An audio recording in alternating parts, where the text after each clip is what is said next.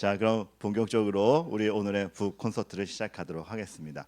보통 이런 북 콘서트 자리에 웨스트민스터 신앙고백서 같은 교리를 주제로 하시는 저자분들을 이렇게 인터뷰해 보면 어떤 교회를 사랑하고 그리스도의 영광을 위한 너무 당연하고 마땅한 소개입니다. 근데 제가 신 교수님을 굉장히 정감 느낀 소개 중에 하나가 스스로 이렇게 말씀하신 적이 있어요. 커피와 음악을 사랑하고 사람을 만나서 이야기하는 것을 좋아하는 신호수 목사입니다. 저는 그 소개가 너무 좋았어요. 그만큼 따뜻함과 사랑과 애정을 신앙적 신중성과 함께 가지고 계신 교수님인데 우리 신호수 교수님 박수로 먼저 맞이하도록 하겠고 감사드리고 교수님 다 아시겠으나 또 온라인으로 참여하시는 분들 위해서 간단한 자기소개 한번 부탁드리겠습니다. 교수님. 네. 목사님께서 너무 거창하게 소개를 해주셔서 몸둘 바를 모르겠습니다. 우선 저를 소개를 이렇게 해주셔서 너무 감사드리고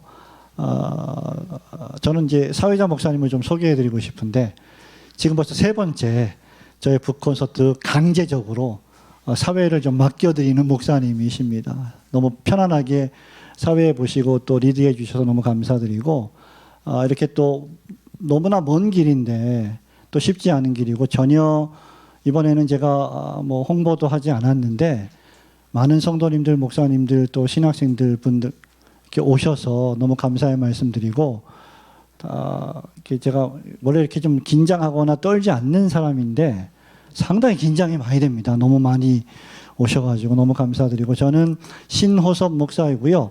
월고든 교회 담임하고 있고 고려신학대학원에서 교회학 겸임 교수로 봉사를 하고 있습니다. 그런데 이제 그런 직함들보다는 목사님 말씀하신 것처럼 커피 좋아하고 음악도 좋아하고 또 많은 분들 만나서 같이 대화하고 교제하는 거 너무 즐거워하는 감사하게 생각하는 그런 목사입니다. 다시 한번 인사드립니다. 감사합니다. 감사합니다.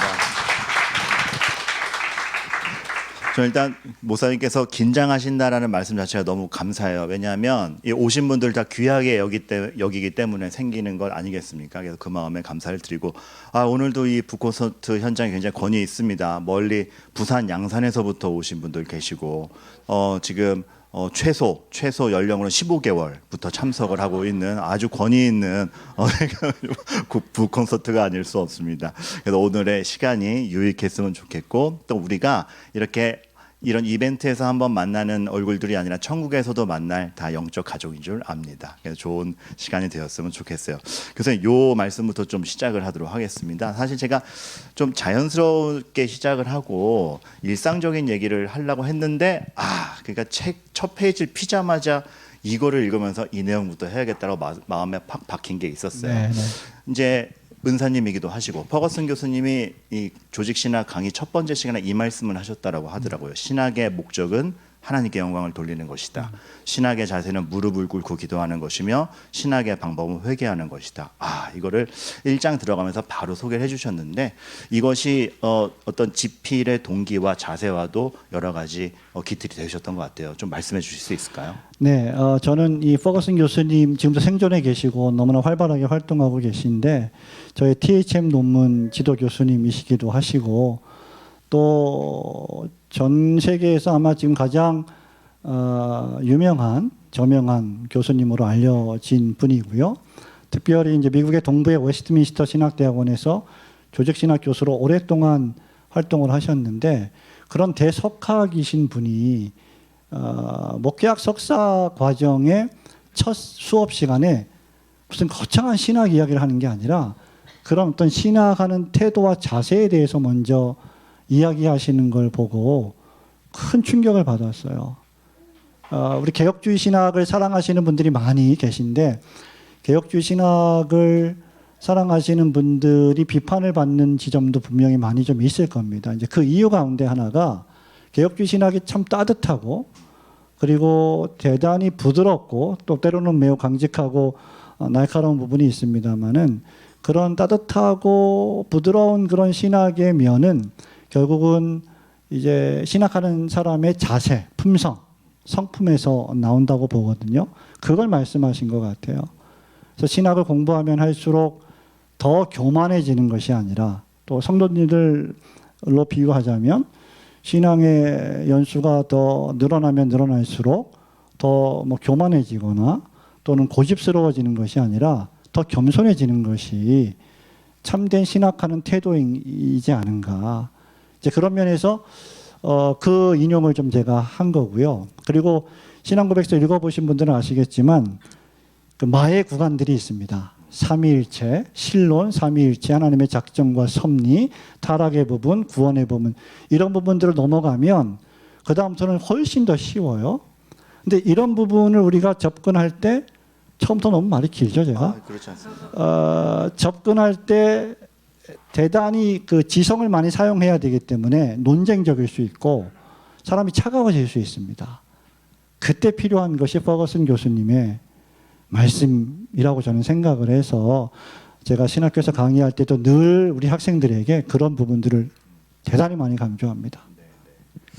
왜냐하면 그게 퍼거슨 교수님 말씀에서 인용했지만 제가 목사님께도 느껴지는 바고 항상 말씀 나누면서 그래서 그 영향을 분명히 받고 있고 그게 첫 번째 딱 나오니까 독자로서도 책 읽는 자세가 딱 만들어지더라고요. 그래서 여러분들도 그 유용성을 누리시기를 바라겠고 그거와 더불어서 그거 말씀해 주신 것도 너무 좋았어. 왜냐하면 마의 구간이 있고 다 이해하지 못할 구간이 있는데 유한은 무한을 담지 못한다로 시작해 주신 것도 너무 감사했습니다. 그것도 한번 설명을. 네, 이것도 이제 제가 늘 MDB 과정 수업을 할 때 늘 이야기하는 내용이거든요. Phenomenon capax in phenom이라는 칼빈의 그리고 헤르만 바빙크의 명언인데 유한은 무한을 포괄할 수 없다, 품을 수 없다. 이 뜻이거든요. 좀 더 해석을 하면 하나님이 창조하신 피조물인 우리 인간들은 그 창조주 하나님을 담을 수 없다는 거죠. 그러니까 포괄할 수 없다는 거고 좀 더 쉬운 표현으로 하면 완전히 이해할 수 없다. 물론 우리는 계시를 통해서 하나님을 계시해 주신 범위 내에서 이해를 하지만 그럼에도 불구하고 그것은 우리의 한계 내에서의 이해지 하나님은 우리의 한계를 초월하는 분이시잖아요. 그런 측면에서 신학하는 분들이야말로 가장 겸손해야 될 분이 아닌가. 그런 이야기들을 제가 늘 강조를 합니다. 왜냐하면 신학을 하면 할수록 저는 점점 더 개혁주의 신학을 하는 분들이 차갑고 좀 날카롭고 속된 표현을 좀 하자면 바늘을 찔러도 피 한 방울 안 나올 것 같고 뭐 이런 분위기들이 분명히 있단 말이에요. 물론 안 그런 분들 너무나 많습니다. 제가 부정적인 이야기만 하는 건 아니지만 이제 그런 측면에서 우리가 신학에 접근할 때 또 성경에 접근할 때 성경의 풍성한 신비를 너무나 감사한 마음으로 받아들이지만 그럼에도 불구하고 절대로 우리는 완벽하게 완전하게 하나님을 담을 수 없다, 포괄할 수 없다. 이런 측면에서 늘 저는 신앙생활은 겸손이라고 생각을 합니다. 예, 그런 측면에서 그걸 제가 이제 신호소 법칙이라고 책에 썼는데 참 민망해요. 그런 표현을 쓰는 게. 근데 그런 걸 좀 이렇게 독자들한테 쉽게 이해시키기 위한 그런 표현이기 때문에 좀 양해해 주시기를 그 부분 읽으실 때 좀 부탁을 드리겠습니다. 이게 저는 독자로서 말씀드리지만 양해 부분이 아니라 되게 친근감 느껴지고 더 쏙 들어오는 부분이라 감사합니다. 네, 오히려 그렇게 해주시는 게 되게 감사했어요. 근데 지금 이제 그 말씀 나누다 보니까 교수님 예전에 어느 강의에서 하셨는지 정확한 워딩은 기억 안 나지만 하도 많이 해서 그렇습니다. 네, 저도 정말 많이 들었어요. 그래서 근데 그 비유해 주셨던 게 기억이 나요. 보물을 가진 사람이 딴 사람을 향해서 너 이거 없지라고 하는 게 우리가 되면 안 되고 내가 있으니 너도 같이 나눠 갖자가 돼야 되는데 그렇지 못한 것 같아 걱정이다라는 뉘앙스로 어떤 코미디 프로그램을 보고 말씀하셨다라고 예화를 들어주셨는데 예, 마음에 와닿아요. 네. 좀 그런 부분 우려가 계속 있으신 거예요. 코미디 빅리그는 아니고요. 개그 콘서트를 기억을 하는데 이것 봐라 제가 이런 걸 하면 안 되는데 이 자리에서 너네는 없지 뭐 나는 있다. 근데 그거는 빚진 자의 사도 바울의 빚진 자의 마음이어야지 너희들은 가지고 있지 않은 고귀한 높은 고상한 그런 신학이나 지식을 내가 가지고 있다. 이걸 뽐내라고 주신 게 아니잖아요. 그러니까 빚진 자의 마음으로 우리는 복음을 전하는 그런 마음이어야 하는데 이걸 자꾸 자랑을 하는 거죠. 자기 과시를 위해서. 그건 성경적인 정신이 아니고 특별히 산상승훈의 우리 예수님의 가르침의 정신도 아니거든요.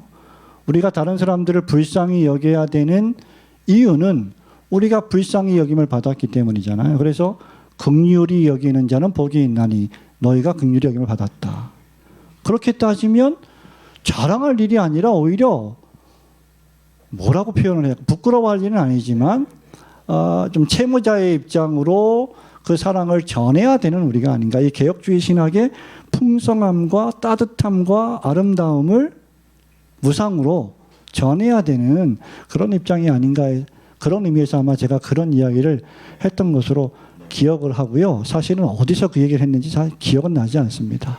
오늘 아침의 일도 제가 잘 기억을 못해서 예. 그런데 그 말씀이 청중인 저한테 되게 중요했던 게 그때 확신이 왔던 것 같아요. 개혁주의 신학 그리고 이런 교리들을 정말 잘한다면 진짜 뜨겁게 사랑하고 겸손한 사람 될 것이다라는 확신이 일상의 어떤 그런 이미지와 달리 저는 그렇게 확신을 하거든요. 네, 맞습니다.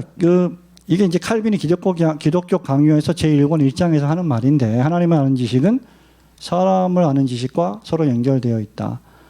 이건 신학적인 명제가 아니라 하나님을 깊이 알면 알수록 하나님의 거룩하심, 공의로우심, 위대하심, 이사야서 6장에서 선지자 이사야가 목격했던 그 높이 계신 보좌에 앉아 계신 하나님의 영광스러움을 보면 천사들조차 눈을 가리고 날아다니면서 거룩하다 노래를 부르잖아요.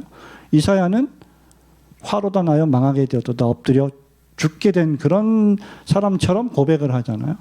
그러니까 신앙이라는 게 신학이라는 게 하나님을 더 깊이 아는 학문인데 만일 그렇다면 그는 하나님 앞에서 자기 자신이 얼마나 죄인인지를 처절하게 느끼는 거죠. 그런 사람이 어떻게 교만할 수 있냔 말이에요. 그런 사람이 어떻게 차가울 수 있고 그런 사람이 어떻게 다른 사람들에게 자랑할 수 있냔 말이죠. 이제 그런 면에서 하나님을 깊이 알면 알수록 자신의 죄성을 더 잘 알게 된다. 그런 측면에 좀 말씀을 좀 드리고 싶습니다. 그래서 저도 하나 권하고 싶은 건 교리적 명제가 논리적에서 차갑게 와닿을지 모르겠지만 그걸 이해하셨을 때 여러분은 정말 뜨거운 사랑의 하나님께로 가까워지는 거고 여러분도 그렇게 된다고 확신하니까 여러분들 정말 이걸 달게 읽으시기를 참 감히 권고를 드립니다. 네. 자, 이제 좀 본격적으로 본론으로 들어가도록 하겠는데요. 여러분 놀랍죠? 이제 본론이에요. 그러니까 이게 대본에 없던 걸로도 이만큼 된다라는 것이 이 신 목사님이 가진 풍성함인데 일단 먼저 교수님 책 본격 들어가기 전에 신앙 고백 자체에 대한 거를 청중도 그렇고 또 온라인으로 참여하시는 분도 그렇고 그거를 좀 그 필요성을 알아야 될 것 같아요. 왜냐하면 일부 교수나 교역자만의 유산이 아닌 모두의 것 아닙니까? 근데 요즘 교회가 좀 말하자면 사명으로 정의되는 것 같습니다. 이거 한다. 정말 사명의 홍수인 것 같은데 사실 목사님께서도 책에 그 표현을 쓰셨지만 교회의 정체성은 사실 이런 신앙 고백이 시간적이나 논리적으로 훨씬 우선성을 갖지 않습니까? 그 정체성에서 시작해야 되는데 그 부분을 좀 설명해 주시기 바랍니다. 네. 한국교회가 그러니까 한국교회라고 하는 말을 하는 것 자체가 좀 저도 부담이 됩니다. 저도 한국교회 일원이기 때문에. 그런데 한국교회가 너무 일을 많이 한다. 너무 일이 많다. 너무 행사가 많다. 그렇다고 보면 행사 때문에 일 때문에 오히려 하나님과의 깊은 교제, 그 교통 이런 것들을 상실해 왔고 이제까지. 그리고 상실할 위험이 좀 크다고 생각을 합니다. 바울이 표현한 대로 사람이 마음으로 믿어 의에 이르고 입으로 시인하여 구원을 얻는다 했잖아요. 그러면 사실 우리의 믿음이라는 것은 우리의 신앙이라는 것은 이 책의 부제도 있는 것처럼 고백되어야 합니다. 누군가를 사랑한다면 말하지 않아도 그게 다 표시가 나죠. 드러나죠. 제가 종종 이런 표현을 합니다. 예수님 불경한 말인데 그냥 오셨으니까 그냥 편안하게 목사님이 저런 말도 하시는구나 이렇게 생각하시면 좋겠습니다. 불경한 말인데 예수님이 못 바꾸시는 걸 여자친구가 바꿔요. 남자를 바꿀 때, 이제 그런 표현을 이제 학생들한테 제가 좀 편하게 합니다. 근데 예수님이 왜 못 바꾸시겠습니까? 그만큼 바꾸려고 하는데도 이 죄인들이 말을 안 들으니까 하나님이 또 그런 방식으로 바꾸기도 하시잖아요. 뭐 얘기하다가 제가 이 얘기를 갑자기 그 교회 정체성의 네, 그러니까 신앙에서 고백으로 가야 되는데 믿음이 있다면 신앙이 있다면 말하지 않아도 고백이 되는 거예요. 누군가를 사랑한다면 그냥 뭐 다 표현이 되는 겁니다. 온몸으로. 그게 우리의 신앙 고백이라는 거죠. 그걸 우리의 신앙의 선배들이 430년 이전에 370년, 380년 이전에 이 멋진 문서로 작성을 해놨다는 거죠. 그러니까 이거는 사실은 문서이긴 하지만 사랑의 고백이에요. 그리고 이 책은 사랑의 고백에 대한 해설이라고 할 수 있을 겁니다. 그런 측면에서 고백이 없는 신자는 신자일 수가 없다. 이 고백이라는 거는 사실 뭐 신앙에서 나오지만 고백으로 멈추지 않고 어디까지 연결돼요? 순종까지 연결되죠. 하나님 나라를 위한 삶, 교회 봉사, 전도, 선교, 세상에서 소금과 빛으로 살아가는 우리의 모든 삶이 다 여기 포함되거든요. 고백에. 말로도 고백하지만 우리가 삶으로도 고백을 하잖아요.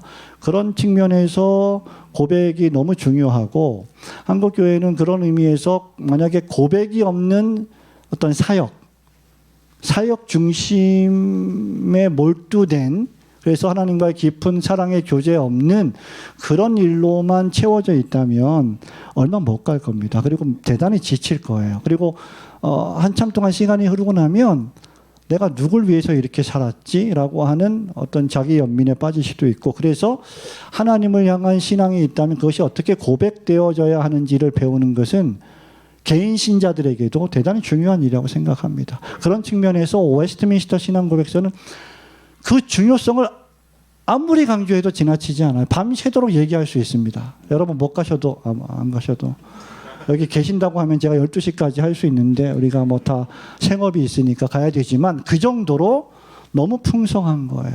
이 풍성함을 우리 참석하신 분들뿐만 아니라 이 책을 또 앞으로 접하시는 분들이 좀 누렸으면 좋을 것 같아요. 그러니까 딱딱한 교리적 명제가 아니라 우리가 하나님께 올려드리는 사랑의 고백 그리고 하나님께서 우리에게 원하시는 표현이 이 안에 담겨 있다. 이렇게 보시면 좀 더 다가가기가 수월하지 않을까 싶습니다.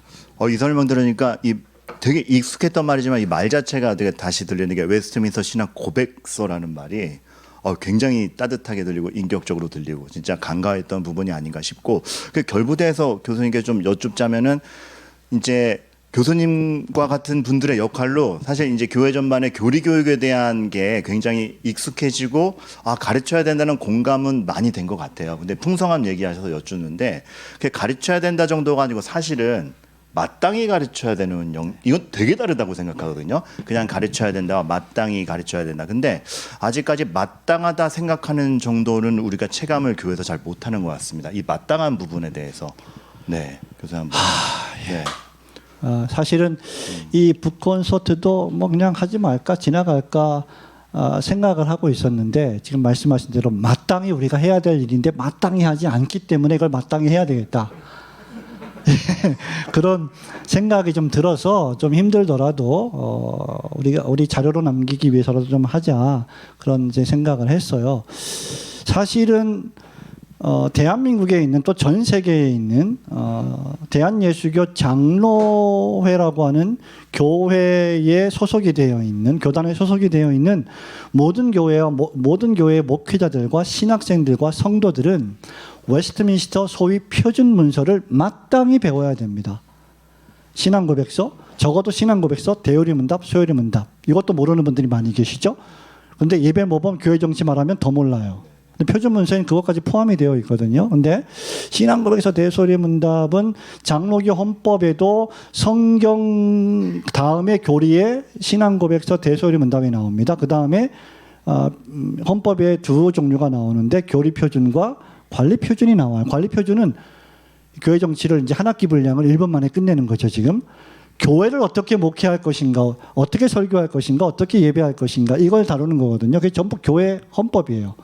그 관리표준 앞에 교리표준이 있어요. 그게 성경과 웨스트민스터 표준 문서예요. 그러면 장로교회는 웨스트민스터 표준 문서에 기초해서 설교하고 목회하고 신방하고 상담하고 교육한다. 정치한다. 예배한다. 이거거든요. 그러면 이걸 안 가르친다면 장로교 교인이 아닌 거고 장로교의 목사가 아닌 거죠. 심지어 우리가 목사로 서약을 할 때 강도사로 서약을 할 때 성경에 서약을 하고 그리고 웨스트민스터 표준 문서를 신봉할 것을 서약을 합니다. 그러니까 마땅히 해야 되지 않겠어요? 서약이라는 게 내 목숨을 걸고 하나님께 맹세하는 거니까. 그러니까 이거는 뭐 의문의 여지가 없어요. 그냥 마땅히 해야 되는 겁니다. 그런데 안 하고 있는 거죠. 그래서 이 부분을 저는 지난 10년 동안 우리 신학교에서 가르치고 또 우리 교회 강단에서 설교하고 또 이렇게 기회 있을 때 소수이지만 여러분들과 함께 이런 이야기를 나누는 이유가 이런 것들을 좀 더 확산시키는 것이 우리에게 필요하다. 마땅히 이걸 공부해야 될 이유는 수십 가지 이야기할 수 있습니다. 근데 여기까지만 일단 하겠습니다. 이게 마치 아는 사람만의 선택처럼 돼버린 게 좀 사실 너무 슬픈 거잖아요. 그래서 이 마땅함을 오신 분들이나 또 이 책을 읽는 분들이 좀 아셨으면 그래 더 널리 퍼졌으면 좋겠다라는 생각이고, 그래서 이 책은 저는 그렇게 생각해요. 전문가나 교육자만을 위한 책이 아니라 모든 성도를 위한 책이라고 좀 확신하고 있거든요. 그래서 여러분 찬찬히 읽어가시면 좋겠다라는 생각이 들고, 교리에 관해서 우선 이 질문 드려도 될지 모르겠지만 이제 성도들이 오해하는 부분을 좀 불식시키고 가면 좋겠다 싶어서, 교리를 가르치면 성경 외에 덧붙여 딴 걸 가르친다라고 착각하는 분들이 많아요. 근데 곧 성경이 교리 그 내용상으로 볼 때 그 일치되는 부분이 있는 것인데 그 부분을 좀 설명해 주시면 감사합니다. 네, 이거는 제가 뭐 아마 여러분들 제 강의를 들었거나 또는 제 뭐 설교나 북콘서트를 자주 오셨던 분들은 종종 들으셨을 거예요. 성경과 교리는 분리되어 있는 게 아니다. 성경 그 자체, 하나님의 말씀인 성경 그 자체가 교리를 담고 있다. 또는 교리적이다. 이렇게 말할 수 있을 겁니다. 교리는 교회가 발명해 놓은 것이다. 교회가 정리해 놓은 것이다. 그것도 교회사적으로 보면 맞지만 사실은 교회가 결정하고 정의해 놓은, 예를 들면 도르트 신경 같은 경우 또 웨스트민스터 신앙고백서 같은 교리들, 이런 것들은 교회 공의회가 결정을 한 것이지만 이 모든 결정의 내용들은 전부 성경에서 나왔거든요. 그러니까 성경이 전부 교리를 담고 있다. 일단 그럼 교리의 정의는 무엇이냐라고 할 때, 교리는 하나님의 말씀인 성경이 가르치는 교훈의 핵심들이에요. 그러면 성경을 읽을 때 우리는 교리적으로 읽지 않을 수가 없어요. 왜냐하면 성경 자체가 교리를 말하고 있기 때문에. 한 가지만 예를 들면 창세기 1장 1절에 태초에 하나님이 천지를 창조하시니라. 이 말씀을 읽고 우리가 교리를 거기서 발견하지 못한다? 불가능하죠. 어떤 교리가 있어요? 하나님에 관한 교리. 태초에 관한, 시간에 관한 교리. 그러면 하나님은 태초를 창조하신 분이신데 그 태초 이전에 존재하셨을 거 아닙니까? 하나님의 선재성에 관한 교리, 천지를 창조하셨으니까 하나님의 전능하심에 관한 교리. 그러니까 창세기 1장 1절부터 교리가 등장을 하는 거예요. 그러니까 성경만 믿으면 되지 교리를 왜 공부하느냐라고 말하는 것은 대단히 어리석은 표현이라고 저는 생각이 들어요. 그래서 그런 측면에서 성경 전체가 교리에 대해 말하고 있다. 그것을 학문적인 방식으로 요약해 놓은 것이 결국은 우리 신학교에서 신학생들에게 가르치는 조직신학 내지는 교의학, 이렇게 표현을 하는 것이죠. 네. 그런 점에서 봤을 때 설교도 사실은 이제 우리 용어는 쓰고 있지만 교리적 설교가 따로 있다라기보다는 정확한 말은 모든 설교는 교리적이다가 더 정확한 게 맞습니다. 아닌가 싶고. 네. 그래서 설교에 대해서 말을 할 때도 뭐라고 얘기할까요? 이 설교요. 여러분들 다 설교 듣는 달인들이시고 여러분들이 설교의 달인들이시잖아요. 그러니까 설교라고 하는 것은 결국은 아주 간단히 말하면 하나님의 말씀인 성경을 선포하고 주애하고 설명하고 가르치고 교훈하고 책망하고 적용하는 모든 요소들이 다 들어가 있는 게 설교인데, 근데 오늘날 현대인의 설교를 보면 하나님의 말씀의 재료를 가지고 설교하는 게 아니라 그냥 세상에 벌어지는 어떤 사건들, 상황들, 문화, 드라마, 영화, 소설책, 이것을 가지고 이야기한다거나 또는 도덕적인 어떤 교훈을 준다거나 기복적인 이야기를 한다거나, 제가 종종 쓰는 표현인데 설교 시간에 뭐 가족 이야기를 반드시 안 해야 된다 그럴 필요는 없어요. 그런데 설교 시간마다 손자 손녀 이야기합니다. 일동갈비, 이동갈비가 어디가 원조냐 이런 얘기합니다. 교인들은 성도들은 이런 말을 들으려고 교회에 오는 게 아니거든요. 하나님 말씀을 듣고 싶어서 교회에 오는 거예요. 근데 목사가 내가 좀 흥분했네요, 제가. 목사가 이 어마어마한 강단에서 그런 세상 만담 같은 이야기들을 하는 거죠. 근데 그게 한국 교회의 일부 현실이고 또 성도님들은 그런 설교를 좋아하는 성도님들도 있습니다. 왜? 부담이 없잖아요. 즐겁잖아요. 웃기잖아요. 할렐루야, 아멘 박수치고. 근데 그게 정말 참된 신앙이냐 이거죠. 하나님 말씀에 대한 가르침이 없는 설교가.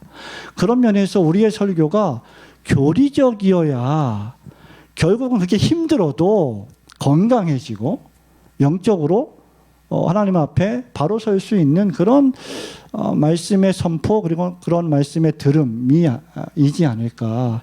그런 면에서 우리의 한국교회 설교도 좀 대단히 많이 개혁되어야 한다고 늘 좀 주장하고 있는 겁니다.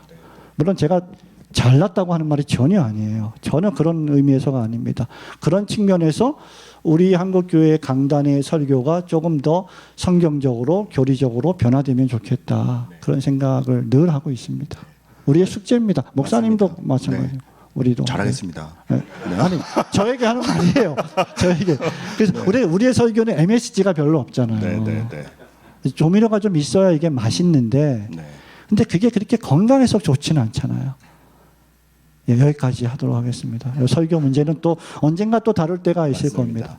근데 목사님께서 지금 흥분했죠라고 하셨지만 지금 그 흥분이 너무 좋습니다. 왜냐하면 좀 진심이 느껴지고 우리가 좀 공감하는 바, 우리가 그랬지라는 문제가 있고 또 제가 질문을 드리자마자 한숨을 깊게 쉬셨는데 그 한숨이 뭔지 알겠는 거예요. 그래서 우리가 참 거기서 가지고 있는 하나님 앞에 바로 서야 되는 부분을 우리가 챙겨야 될 것 같고, 행여나 이제 그 한숨이 제가 이상한 질문 드려서 그런 건 아니죠, 교수님? 아니 너무 중요한 질문인데 또 아픈 질문이기도 하고 그러니까 그런 아픔을 요즘은 아픈 거 싫어하지 않습니까? 솔직히 우리 성도들도 그렇고 목회자들도 그렇고 행복하고 싶고 또 흥분했네요.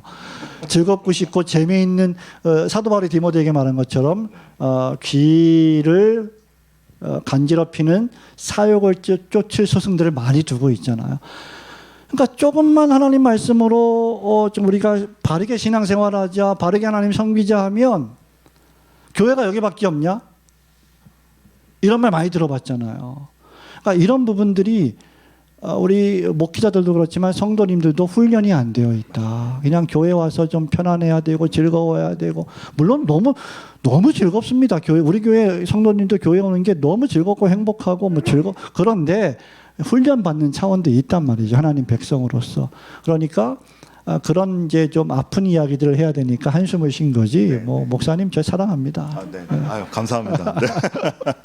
근데 좀 필요한 아픔에 대한 감각인 것 같기도 합니다. 이것도 독자분들을 위한 질문이기도 하고 책 소개에 대한 질문이 결부되는 건데, 이제 그러니까 이제 집필하시게 된 배경을 좀 여쭐라 그러는데, 이게 상투적인 얘기가 아니라 저는 개인적 경험이 로이드 존스 전기를 읽고 로마서 강해를 다시 읽을 때 훨씬 심층적인 이해가 그래서 그랬구나가 있었거든요. 그래서 이 집필 의도와 그 배경이라는 건 되게 중요한 것 같아요. 그리고 책의 뉘앙스나 어떤 목사님의 고민을 안 해도 되게 도움될 것 같은데 어떠십니까? 네. 웨스트민스터 신앙고백서는 제가 우리 신학교에서 한 8년, 9년 정도, 사실 우리 고려신학대학원도 정규 커리큘럼 과목으로 웨스트민스터 신앙고백서 해설 강의가 없었거든요. 제가 이걸 만들었어요. 유해무 교수님하고 상의를 해서 과목을 하나 개설을 한 건데, 생각보다 상당히 많이 신학생들이 좋아하고, 또 제 자랑이기도 하지만 수강 신청이 열리는 첫날 첫 시간에 다 마감이 됩니다. 그래서 방청할 수 없냐 이런 말들을, 죄송합니다. 그런 말들을 듣는데, 그건 결국 뭐냐면 이런 것에 대한 갈급함들이 좀 있는 거죠. 근데 제가 이런 걸 많이 강조했음에도 불구하고 정작 신앙고백서에 대한 해설은 못 쓰고 있었다. 늘 이걸 써야 된다. 신학교에서 교수가 한 5년, 10년 강의를 하면 책이 나와야 됩니다.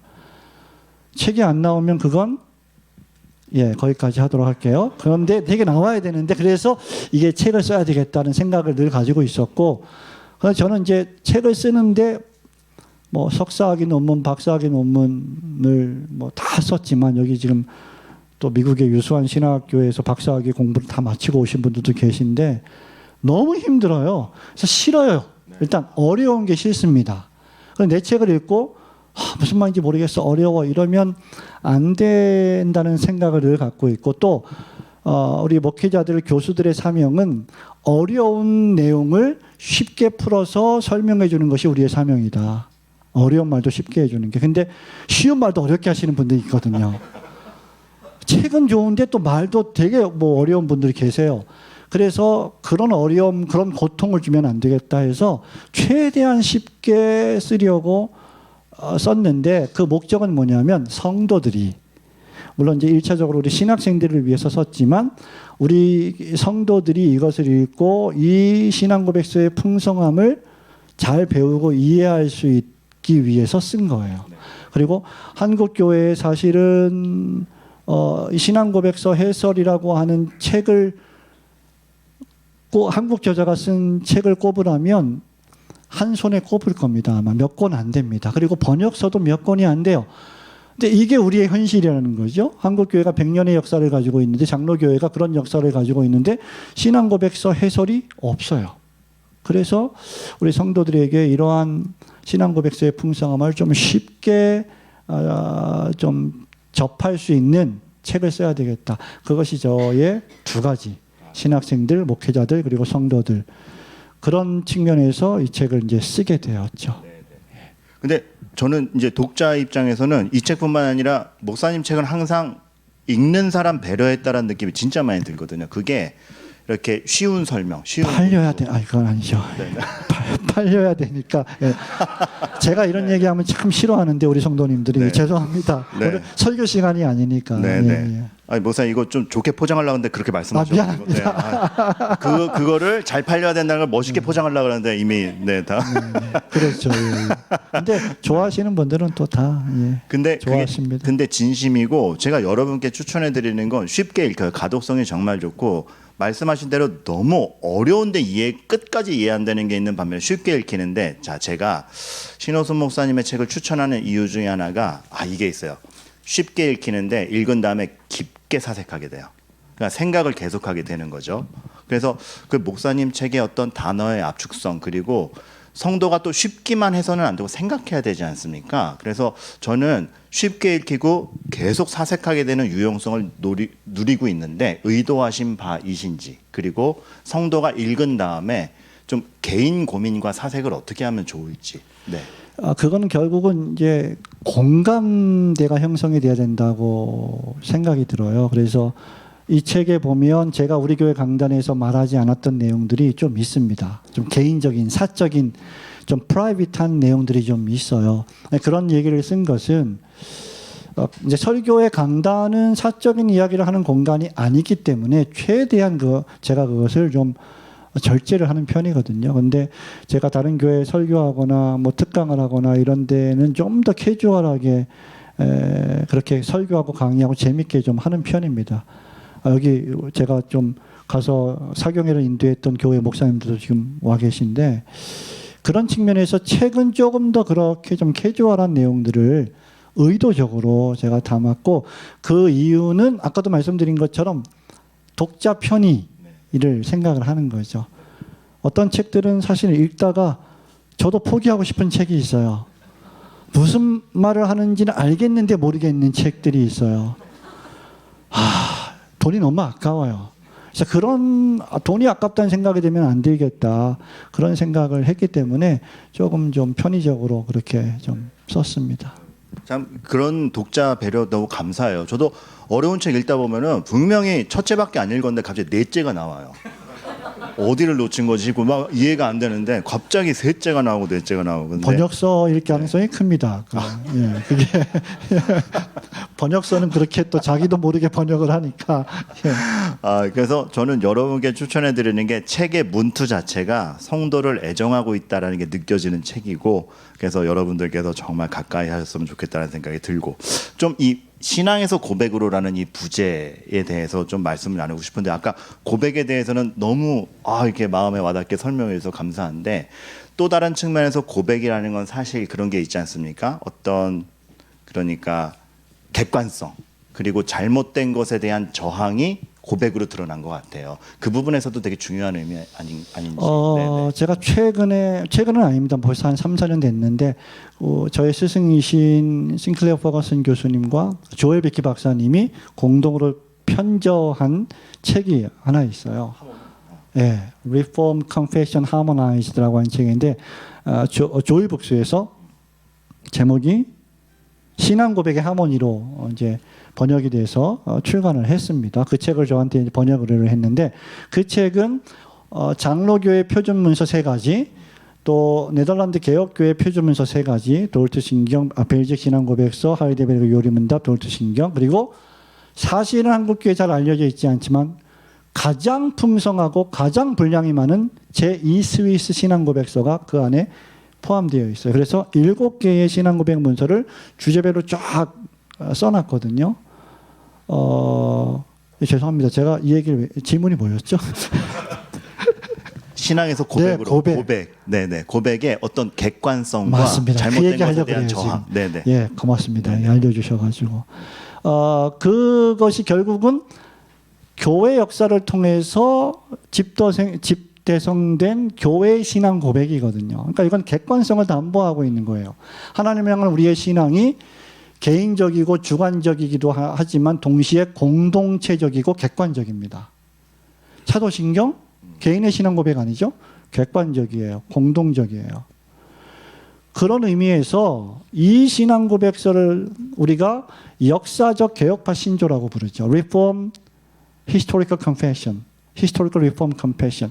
여기 이제 개혁주의 신학도 들어가 있지만 역사도 들어가 있거든요. 그러니 우리의 신앙이 개인적으로 주관적인 체험으로 비성경적인 방향으로 흘러갈 가능성이 대단히 많습니다. 한국 교회에 많은 성도들이 그렇게 신앙생활을 하는 부분도 있어요.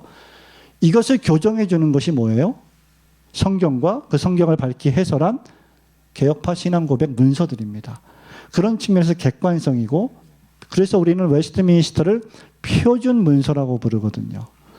그러니 만약에 우리의 신앙이, 우리의 사고가, 우리의 생각이, 우리의 감정이 이것이 옳은 것인지 그른 것인지를 판별해 주는 표준이 없다면 그거는 우리의 신앙이 잘못되어 갈 때 그것을 교정해 줄 수 있는 아무런 안전장치가 없는 거죠. 그런 면에서 대단히 중요하다고 보는 거예요. 그래서 제가 성경을 밝히 해설하는 웨스트민스터 신앙 고백서가 우리의 가는 길을 안전하게 안내해주는 그런 바른 정도와도 같다. 그런 측면에서 표준적 문서인 고백의 의미가 담겨 있는 것이 아닌가 그렇게 생각합니다. 그러니까 개인적인 고백도 해야 되지만 사실 이것은 공동체적인 고백이거든요. 교회사적인 고백이기도 하고. 그래서 그런 부분에 강조를 하는 겁니다. 그러니까 공동체적인 고백이랑 객관성이 있다라는 게 개인 생각을 막는 게 아니고 개인 생각이 어떤 바른 길로 가냐에 대해서 정말 그렇죠. 지침이 되는 맞습니다. 거 아니에요? 예. 만약에 그게 없다면 전체주의겠죠, 독재겠죠. 무조건 이 길로만 가라. 아니에요.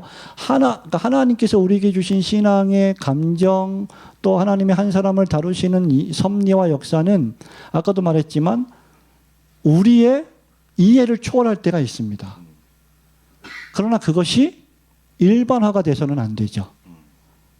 이것은 일반적으로 검증된 우리 교회의 신앙의 선배들이 수백 년 동안 고백해 온 표준 문서란 말이에요. 그러니까 우리가 개인적인 어떤 주관적인 신앙의 감정, 체험 이런 것들을 부인하거나 부정하지는 않지만 그것을 오히려 풍성하게 해주고, 그리고 그것이 혹 잘못될 가능성이 있기 때문에 그것을 교정해주는 교정 역할을 해준다. 이렇게 긍정적인 어떤 요소를 찾을 수 있을 것 같습니다. 그리고 우리 상태를 봐도 칼빈이 항상 하는 얘기가 우리의 마음은 우상 공장장이라고 하는데 객관적 표준이 없으면 정말 자기 멋대로 생각하는 것 같아요. 그거는 이제 우리 마음이 우상 공장장이라는 것은 우리 단톡방을 봐도 압니다. 단톡방에 보면 자기가 하고 싶은 말만 하고 듣고 싶은 말만 들어요. 한 단어 한 문장을 썼는데 다 각기 해석이 달라요. 그게 해석의 풍성함일 수도 있겠지만 자기의 오류일 수도 있거든요. 자기가 원하는 대로 해석을 하니까 이제 그런 면에서 칼빈 선생님의 말은 진리라고 생각이 듭니다. 그러니까 어떻게 보면 다 교회를 다니는데 다른 하나님을 이렇게 그러니까 자기가 만들어낸 하나님을 오히려 섬기게 되는 우려를 사실은 신앙 고백서들을 읽음으로 타파해야 되지 않는가 그런 생각이 드는데 그런 역할에서도 중요한 것이죠, 목사님. 그렇죠. 예, 맞습니다. 제가 늘 강조하는 부분들이 현대 교인들의 머릿속에 제가 이렇게 얘기하면 이제 좀 반론을 펼치시는 분도 계시고 그런 사람들이야말로 신학교 교수들이고 목사들이라 이렇게 좀 화가 나신 분들이 있어요. 댓글에 보면. 근데 다 포함해서 하나입니다. 목회자, 신학생, 일반 성도들 다 포함해서 현대교회 교인들은 자기가 생각하는 자기의 머리가 만들어낸 하나님을 신앙하고 있다. 그리고 그럴 가능성이 상당히 크다. 그래서 우리가 개혁된 교회는 항상 개혁되어야 한다고 하지 않습니까? 그거를 우리 개인에게 적용해 보면 개혁된 중생받은 신자는 항상 개혁해야 되는데 뭘로 개혁을 하느냐? 결국 성경과 교리예요. 근데 그렇지 않고 너의 감정, 나의 감정, 나의 판단, 너의 판단 그걸로 한번 교정해 보자? 없어요. 교정할 수 없습니다. 왜? 다 너무나 표준들이 많기 때문에 각기 개인들이. 그러니 결국은 성경과 성경을 역사적으로 객관적으로 문서화해 놓은 그러한 신앙 고백서의 유산들이 우리에게 있다는 거죠. 이것이야말로 우리의 신앙의 풍성함을 보여주고 있다. 안전함을 안내해 주고 있다. 그런 생각입니다. 그리고 저는 단지 웨스트민스터 신앙고백서가 400년 전의 유물이 아니라 그 뒤로 덧붙지 않은 걸 보면 그만큼 완벽했다는 생각이 오히려 들거든요. 네. 그리고 우리가 이만큼의 양질의 어떤 총회나 회의를 다시 할 수도 없을 것 같고 그래서 이건 정말 유물이 아니라 진짜 현실성 있는 유산이라 생각이 드는데 네. 그런 점에서도 중요성을 그러니까 이렇게 하면 이제 밤새도록 해야 되거든요. 네. 5년 8개월 동안 웨스트민스터 총회가 열렸습니다. 151명의 신학자와 목회자들이 모여서 아침 9시부터 공식적으로 오후 3시까지, 오후 2시, 3시까지 공식적인 회의를 하고 그 이후에는 이제 분과별로 모여서 신앙고백서 작성, 대요리 문답, 소요리 문답, 관주 성경 작성 이런 것들을 했는데 무려 5년 8개월 그리고 1163회의 회의를 했습니다. 요즘 우리 합동총회 며칠 합니까? 3박 4일? 예, 고신총회도 그렇고 뭐 길어야 4일, 3일이에요. 그러니까 지금 우리가 그런 총회를 할 수가 없습니다. 더 이상. 그런 측면에서도 이건 전무후무한 총회였고 또 이 신앙고백서가 물론 한 차례 미국 교회가 개정을 해서 34장, 35장을 추가했습니다마는 그 추가는 제가 이 책에도 썼지만 1장부터 33장의 요약과 반복에 지나지 않습니다. 그런 측면에서 현대 신학자들이나 목회자들이 이거 개정되어야 되지 않느냐, 오늘날 우리 시대에 맞게 새롭게 좀 수정되어야 하지 않느냐라고 주장을 하는 분들이 계신데 저는 수정될 필요가 없다고 생각합니다. 현재로서는. 정말 이것만이라도 하자. 뭘 수정을 하냐. 이것만이라도 제대로 공부하자. 그 다음에 수정을 하든 말든 하자. 그런 생각을 늘 하고 있습니다. 그러니까 그 귀한 유산을 해설까지 담아서 이렇게 단권의 책으로 나온 것도 전 대단하다고 보고 정말 여러분들 구매하시기 바랍니다. 네. 목사님 이 정도 타이밍에 한 번은 강조해야 될 것 같아가지고 너무 거룩하게만 해서 네 어쨌든 북 콘서트인데 북이 네. 팔려야 되니까 네. 네. 네, 제가 너무 경망스럽지 않은 정도에서 한번 했습니다. 네. 아유, 감사합니다. 예. 자, 책에 보면 제가 정말 읽으면서 유용했던 것 중에 하나가 이거는 목사님의 다른 책에서도 이런 비슷한 유용함이 있습니다. 근데 목사님 각 장마다 마무리를 기독교 강요 발췌로 하셨어요. 인용으로. 아, 그건 어떤 의도가 있고 독자들이 어떻게 누리면 좋을지. 네. 일단 웨스트민스터 신앙고백서 대소요리 문답은 사실은 칼빈의 개혁 신학을 충실히 추구하는 그러한 기초하에서 작성이 된 문서들이에요. 그래서 외민총회에 참석했던 신학자들이나 목회자들이 칼빈의 기독교 강요를 섭렵하고 있었을 것이라 생각이 들고 또 그런 측면에서 이제 연속성이 있는 거고요. 그런 측면에서 외민신앙고백서가 사실은 어느 날 갑자기 툭 튀어나온 신앙고백서가 아니라 우리 신앙의 선배들이 집대성 해놓은 그러한 신학들의 기초에서 나오는 거다라고 하는 것을 알려주기 위해서 하나. 그리고 사실은 일반 성도님들이 기독교 강요를 그 사권을 성경 리딩 지저스 로버트 모레이 맥체인 성경 읽기 표 따라서 성경 읽기도 바쁜데 기독교 강요를 사권을 읽으신 분이 몇 분이나 계실까? 거의 없을 거예요. 많지 않을 겁니다. 이건 신학생들에게 물어봐도 마찬가지일 거예요. 졸업할 때까지 한 번도 기독교 강요를 안 읽고 졸업하는 분들 많을 겁니다.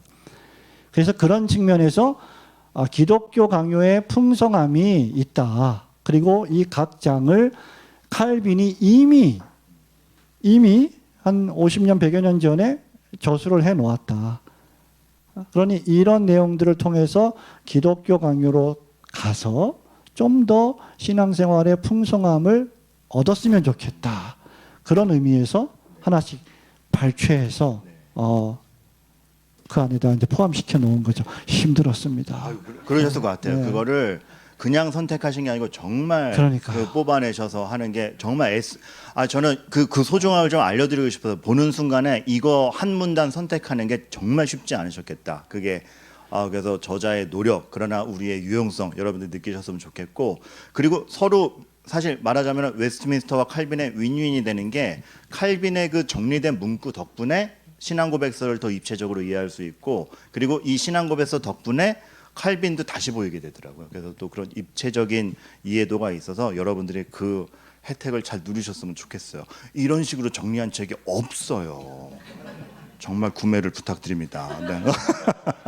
근데 정말 강추하게 돼서 나눠지게 되는 부분이고요. 우리 네. SFC 출판부에서 뭐 사실 이제 지방에 있으니까 오지는 못했지만 우리 오늘 참석하시는 독자들을 위해서 저작가로 그렇게 또 할인해서 주문을 받거나 또는 구매하실 수 있도록 그렇게 조치를 좀 했습니다. 네네. 예. 그래서 1부 끝나고 우리가 특성을 듣고 쉬는 시간에 바로 옆에서 비치된 책도 있고 또 신청을 할 수가 있으니까 여러분 저작가로 오늘 구매하실 수 있습니다. 저작거리의 가가 아니라 저자의 가격입니다. 네, 저자가. 네. 그래서 제가 이런 거 하면 안 되는데 아니. 죄송합니다. 아닙니다. 너무 좋은 추천이시고 또 그런 기회 주셔서 감사하고, 제가 책을 읽으면서 또 유용성으로 굉장히 느끼는 것 중에 하나가 사실 이제 자유의지 같은 거 보면 완전히 이해하기도 힘들지 않습니까? 그런데 이 참 목사님의 배려가 보이는 게 그 이전에 나왔던 맥락을 다 정리하면서, 그런데 그 맥락 안에서 자유의지가 뭐다. 근데 보통 책들은 거기서 설명이 끝납니다. 자유의지는 뭐다. 근데 제가 매 챕터마다 그런 요소를 보는데, 그런데 이런 고민이 있을 수 있다. 자유의지와 하나님의 주권의 충돌 안에서 이렇게 이해되지 못하는 부분이 있을 수 있지만 이거를 조심해야 되고 이런 식으로 가야 된다. 그러니까 제가 독자가 해야 될 고민을 저자가 같이 해주니까 그 따뜻함, 그리고 안심, 그리고 혼자 고민했으면은 엉켰을 생각이 좀 풀리는 느낌이 있더라고요. 물론 아까 유한이 무한을 담지 못하기 때문에 완벽한 이해를 해서가 아니라 그 안심되는 부분이 있더라고요. 그래서 그러한 것에 대해서 참 굉장히 감사했고, 그런데 우선 그럼에도 불구하고 제가 여쭙고 싶은 거는 그렇게 다 이해되지 않는 영역에 대해서 목사님께서는 독자들이 어떻게 읽기를 바라시면서 집필을 하셨는지. 네. 두 가지만 말씀드릴 수 있을 것 같아요. 어떤 사안에 대해서 우리가 완벽히 이해를 하지 못하고 좀 의구심이 든다. 그럴 경우에는 좀 인내가 필요합니다. 그리고 성경 해석의 법칙이기도 한데 어떤 구절이 명백하게 의미가 전달이 되지 않다고 느껴질 때는 그것을 밝히 해설해주는 다른 성경 구절로 그 성경을 해석을 하는 거죠. 결국 그러려면 성경 전체에 대한 이해가 있어야 되거든요.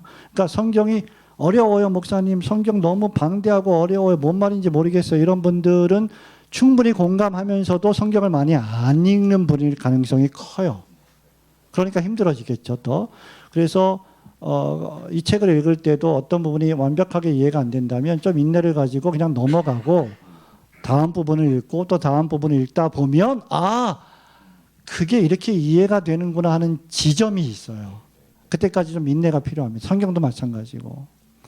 그런 인내를 가졌으면 좋겠고, 또 하나는 그런 측면에서 우리는 우리의 자금, 하나님의 크심에 비해서 우리의 자금, 하나님의 위대하심에 비해서 우리의 보잘것없음에 대한 인식을 통해서 하나님을 예배하는 자리로 나가면 좋겠다. 막힐 때마다 이게 뭐야, 왜 이해가 안 되지, 이게 아니라 내 이해의 한계가 여기까지구나. 내가 이해를 못하는 것이지 하나님의 진리가 실패하는 것은 아니거든요. 그러면 이제 예배의 영역으로 나아가는 거죠. 그런 마음으로 이 책에서 제가 종종 그런 어떤 어려움에 부딪힐 때 그게 저의 상태이기도 하고 제가 다 이해하지 못하니까 저는 지금도 이제 우리가 나중에 천국에 가면 예수님께 좀 물어보고 싶어요. 하나님의 절대하신 주권과 인간의 책임에 대해서 또 믿는 영생주의시기로 작정된 자들은 다 믿더라고 하셨는데 우리가 전도하라고 그렇게 명령을 하고 있잖아요. 어차피 다 믿게 될 텐데 왜 전도하라 하셨지? 이런 부분에 대해서 우리가 설명할 수는 있어요. 왜냐하면 성경에 믿게 되는 방편까지도 정하셨거든요. 전도라고 하는 방편, 설교라고 하는 방편. 근데 그렇게 해도 이해가 안 돼요. 아직 안 되는 지점들이 있어요. 그거 물어보고 싶어요. 예수님께. 천국 가면 조금 더 설명해 주시지, 이 부분을. 복음서에 그런 부분을 조금만 더 설명해 주시면 어땠을까? 그런 질문을 드리고 싶은데 그건 결국은 어디로 가야 되냐면 예배의 영역으로 가야 된다. 무릎을 꿇고 기도하는 영역으로 가야 된다. 그게 결국은 하나님을 경배하는 우리의 자세고 신학을 하는 우리의 자세. 그래서 퍼거슨 교수님이 처음에 말한 대로 예배의 방법은 회개이다. 무릎을 꿇는 것이다. 이런 표현이 아마 그런 의미가 아니었을까 생각이 듭니다. 전 답 들으면서 굉장히 위로가 되는 게 우리가 다 모르는 영역이 우리의 부족이나 무식의 증거가 아니라 예배하는 자리로 나아가게 되는 통로라는 게 너무 위로가 됩니다. 네. 사실 네. 죄송합니다, 목사님. 사람 마음도 다 이해를 못 하는데 네. 어떻게 하나님의 마음을 우리가 그러니까요. 네. 진짜 어려운 것 같아요. 네. 저희가 목사지만 네, 맞습니다. 네, 잘할게요. 말을 끊어서 죄송합니다. 제가 오늘은 유독 좀 반성하게 되는 분이 많아가지고 목사님 말이 마음에 확 와닿습니다.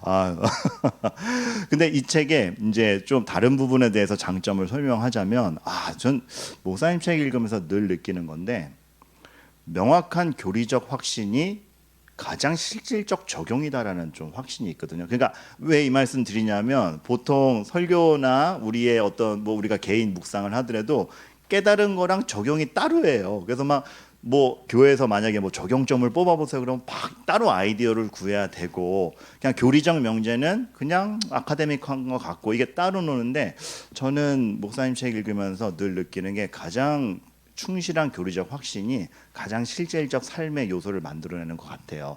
그런 장점이 책에 드러나는 게 목사님 저 책 읽으면서 되게 마음 따뜻해진 게 그 결혼과 이혼에 관하여 챕터에서 딱 소제목이 나오는데 마지막 소제목이 이거예요. 결혼을 준비하는 이들에게. 그러니까 이 명확한 교리적 확신과 원칙이 결혼을 준비하는 너희들에게 이런 원리가 있단다. 이러는데 개인 이 결혼 전에 읽을 걸 그 생각부터 시작해가지고 굉장히 따뜻하게 오면서 하나 확신하는 게 하나님에 대한 분명한 지식과 교리적 확신과 믿음의 분명성은 삶의 실제를 만들어낸다. 저는 그거 확신했거든요. 그 부분에서도 목사님께서는 단지 교리 명제 설명이 아니라 성도의 삶과 이으려는 애씀이 있었던 것 같고 또 읽으시면서 그런 것들을 캐치하셨으면 좋겠다는 갈망이 있으실 것 같은데 어떠세요? 그게 사실은 이제 현대적 적용이거든요. 이 370, 80년 전에 이 문서가 21세기 2025년 12월을 살아가는 우리들에게 렐레반시, 그 적시성이 있느냐, 이게 적용이 가능하냐 이 문제잖아요. 항상 설교도 존 스토트 박사님이 말한 것처럼 다리 놓기라고 얘기를 했다시피 성경의 시대의 말씀과 2000년 흐른 우리 시대의 다리 놓기라고 하는데 이제 그런 의미에서 결국은 이 신앙 고백서가 우리의 삶에 전혀 무관하지 않다라는 것을 이제 강조하기 위해서 그런 내용들을 제가 조금은 좀 더 상세하게 표현을 한 것이고 사실은 오늘날 설교하시는 목사님들이 설교하면서 이제 적용을 해야 된다, 적용이 없어도 된다 이거 갖고 막 싸우잖아요. 사실 예수님 말씀이 나사로야 나오라 그러면 적용이 필요해요? 나오는 거죠. 죽은 자가 수족을 배로 동인 채로 나오는 거. 그러니까 하나님 말씀에 능력이 있는 거거든요. 히브리서 4장 12절 말씀처럼 하나님의 말씀은 활력 있고 살아있고 심령과 골수를 찔러 쪼갠다. 마음의 생각을 판단한다.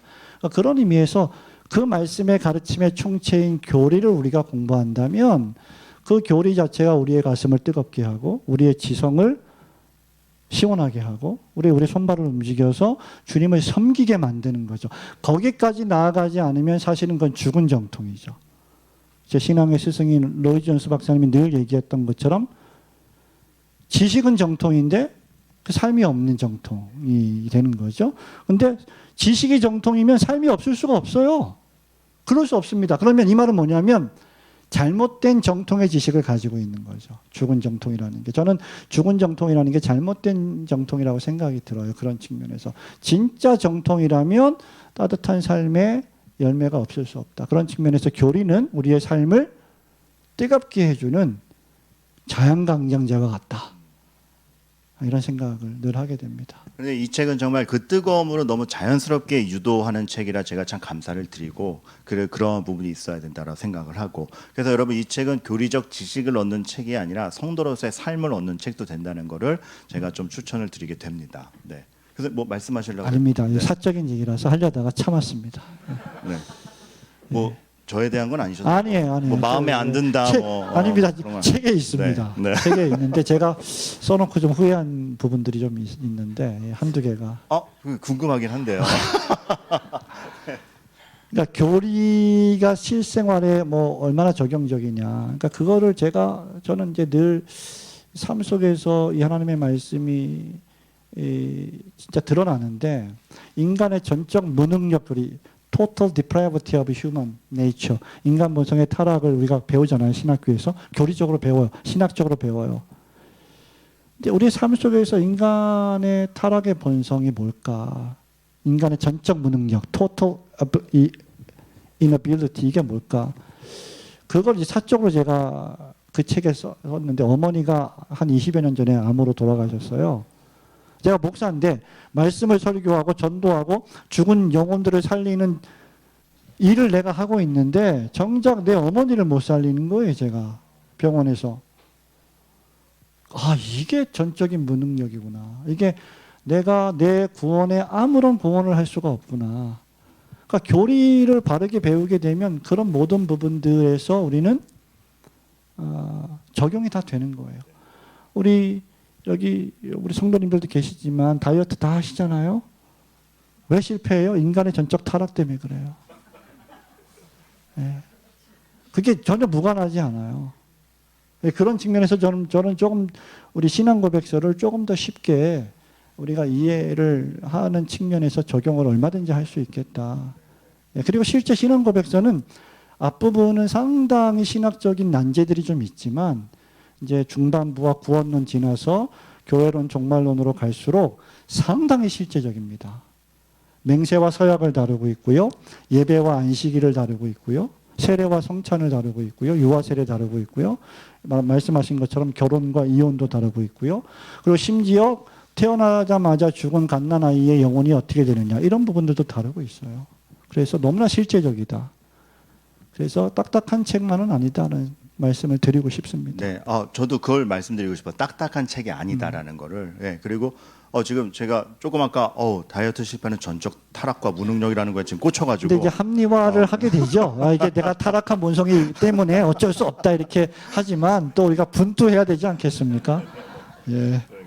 근데 끝까지 갔을 때 그 실제적 효용성을 말씀하시면서 사실 이것만 제대로 알았어도 우리가 의문시되는 대부분이 풀리고 사실 최근 근간에 굉장히 문제가 많이 됐던 어떠한 교회와 국가 간의 관계도 사실 다 설명되어 있는데 이미 충분하게 그게 참 아쉬움이 있습니다. 교회와 정치 문제를 죄송해요. 어떻게 얘기를 해야 또 될지 그거는 뭐 좀 민감한 부분이니까 정교 분리에 대한 개념을 잘못 이해하고 있는 것 같아요. 이제 그런 부분들을 오늘 이 자리에서 얘기하면 또 이제 끝이 없을 것 같으니까 책을 좀 보시면 좀 도움이 될 것 같습니다. 네. 그래서 정말 강추를 드리고 그리고 또 하나는 이게 삶의 어떤 실질적 적용의 이음새뿐만 아니라 세계관 자체가 확립되는 부분도 분명히 있는 것 같아요. 그래서 예를 하나 들으면 생명에 이르는 회개에 대한 것도 매 챕터가 그렇지만 요 15장만 예를 들어드리면 회개의 정의에 대해서 복음적 은혜에 대해서 잘 설명을 해주세요. 근데 그 다음에 바로 우리가 신앙적 개념에서 좀 궁금하거나 심층적으로 알아야 될 걸 소제목만 봐도 회개가 내면의 성숙 그렇지 우리 회개를 그렇게 강조하는데 내면적 성숙 인간의 성화랑 어떤 관련이 있는가 싶을 때 또 우리가 오해하는 거 회개와 후회 이거 헛갈리거든요. 우리 후회가 회개인 줄 아는 초보적인 신자들도 있어요. 근데 그것을 마지막 챕터에 가서는 화목과 사랑에 용납하면서 쭉 읽어보면 이 주제를 두고 현재 한국교회 상황과 성도의 현황에 대해서 잘 말씀을 해주시거든요. 근데 거의 매 챕터마다 그러한 우리의 현재에 대해서 더 이해하고 분석하고 이 고백에 근거해서 어떻게 판단해야 되나 이것이 좀 명확하게 나오는 것 같습니다. 그래서 그것도 의도하신 바일 텐데 성도들이 어떻게 읽어가면 좋을까요? 그냥 읽으시면 돼요. 예. 너무 지금 설명을 다 우리 사회자 목사님께서 박 목사님께서 다 충실하게 해주셨고 제가 집필한 의도의 내용들이 거기 다 이제 기록이 되어 있어서 사실은 그대로 읽어 나가도 얼마든지 뭐 스스로 적용이 가능하고 이해가 가능한 그런 내용들로 채워져 있어서 제가 따로 그 부분은 지금 대답을 안 해도 충분한 대답이 될 수 있는 것 같습니다.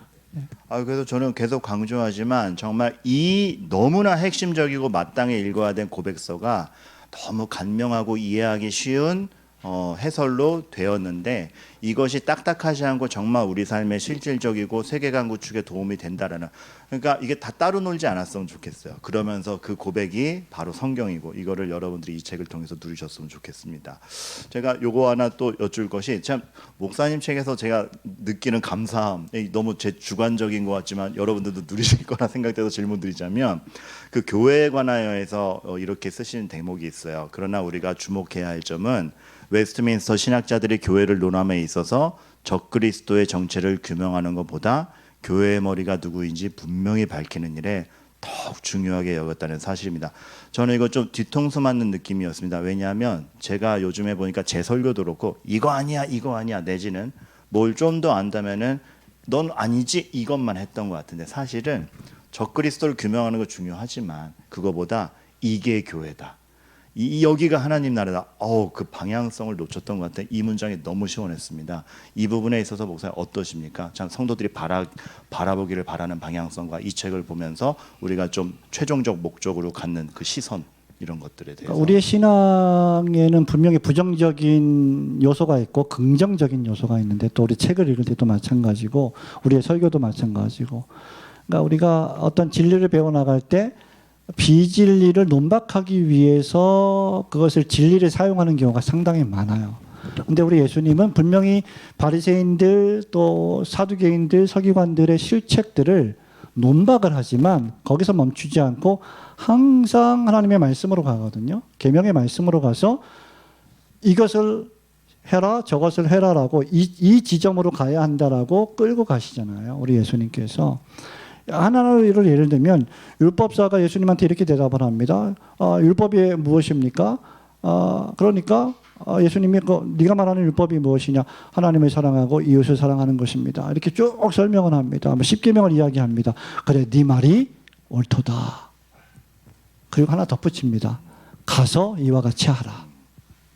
거기로 가는 거거든요. 그러니까 긍정적인 부분으로 이끄시는 거지 부정적인 내용으로 가서 거기에 매몰되게 하시지 않는단 말이죠. 그러니까 신앙 고백서도 결국은 이 적그리스도가 로마 가톨릭 교회의 교황을 가리키는 의미였느냐 아니냐에 대해서 목사들이 신학자들이 논쟁합니다.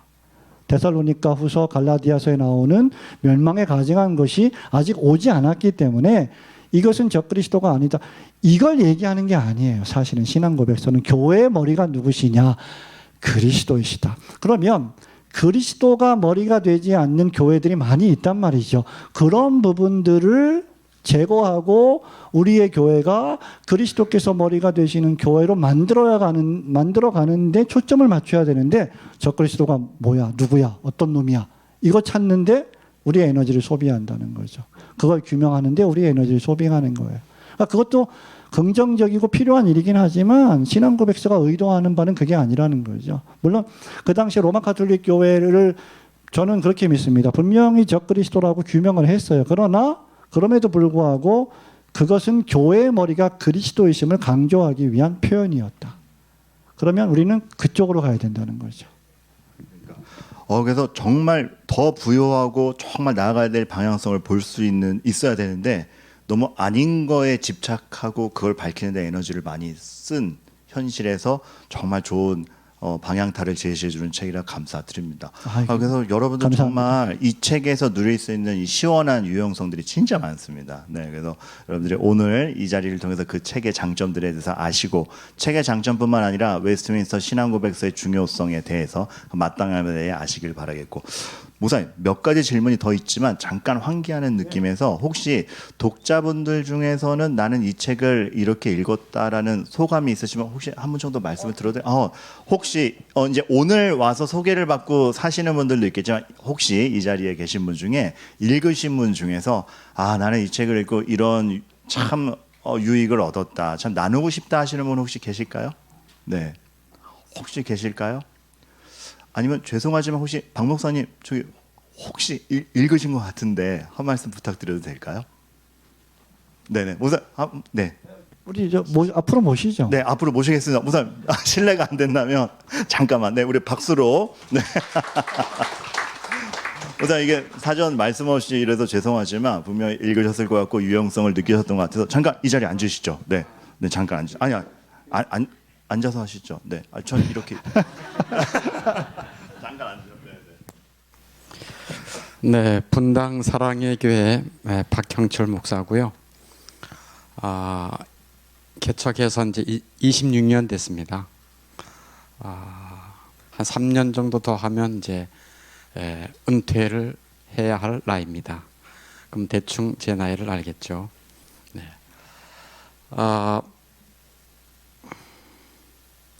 뭐 거두절미하고 이 책을 제가 먼저 이제 출간됐다는 소식을 듣고 먼저 읽었는데 너무 깊이도 있고 쉽고 중요한 내용들이 가감없이 다 들어있어서 은혜를 계속 받고 있습니다. 그래서 제가 이제 올해 내년도에는 어떤 계획을 갖고 있는가 하면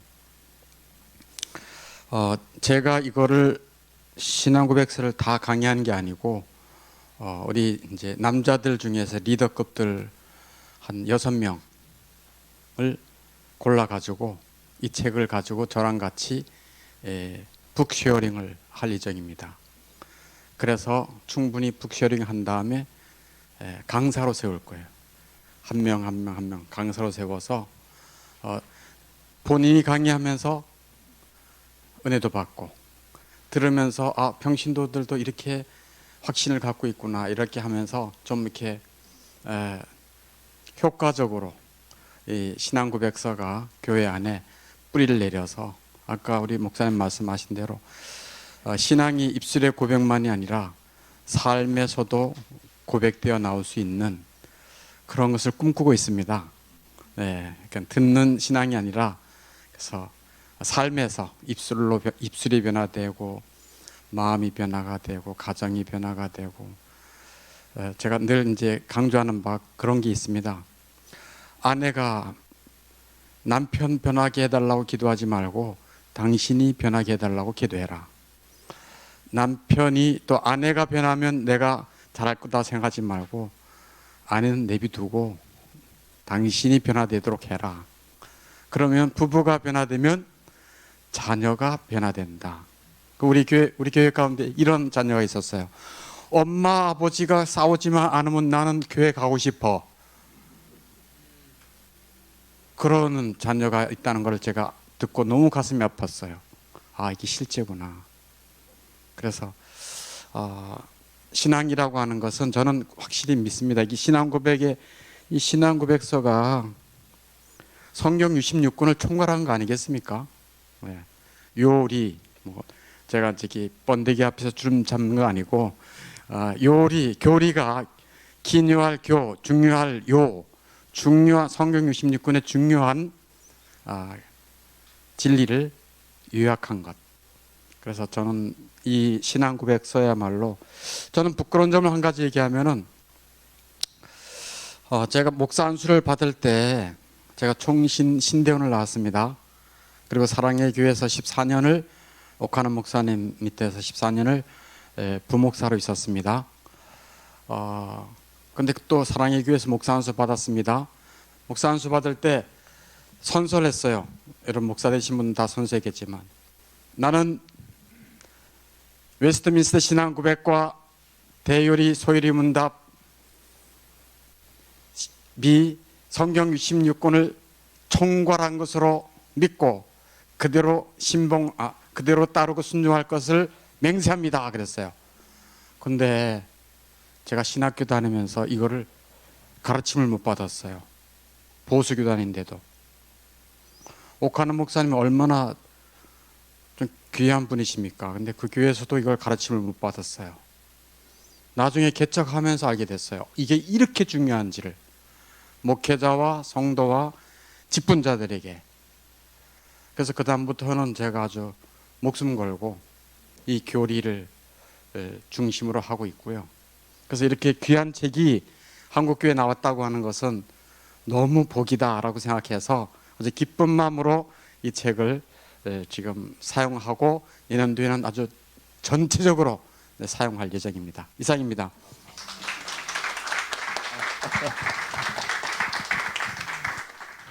사실 목사님 사전에 부탁드린 것 같았는데 갑자기 죄송했습니다. 근데 이렇게 잘 말씀해서 감사하고 성도를 가르친 다음에 성도를 강의자로 내세운다는 게 참 왜냐하면 아까도 말씀드렸지만 이건 일부의 고백이고 일부의 책이 아니라 모든 그리스도인의 고백이고 책이어야 되기 때문에 그런데 그것들이 잘 여러분에게도 누림이 되길 바라고 방송님께 다시 한번 감사의 말씀을 드립니다.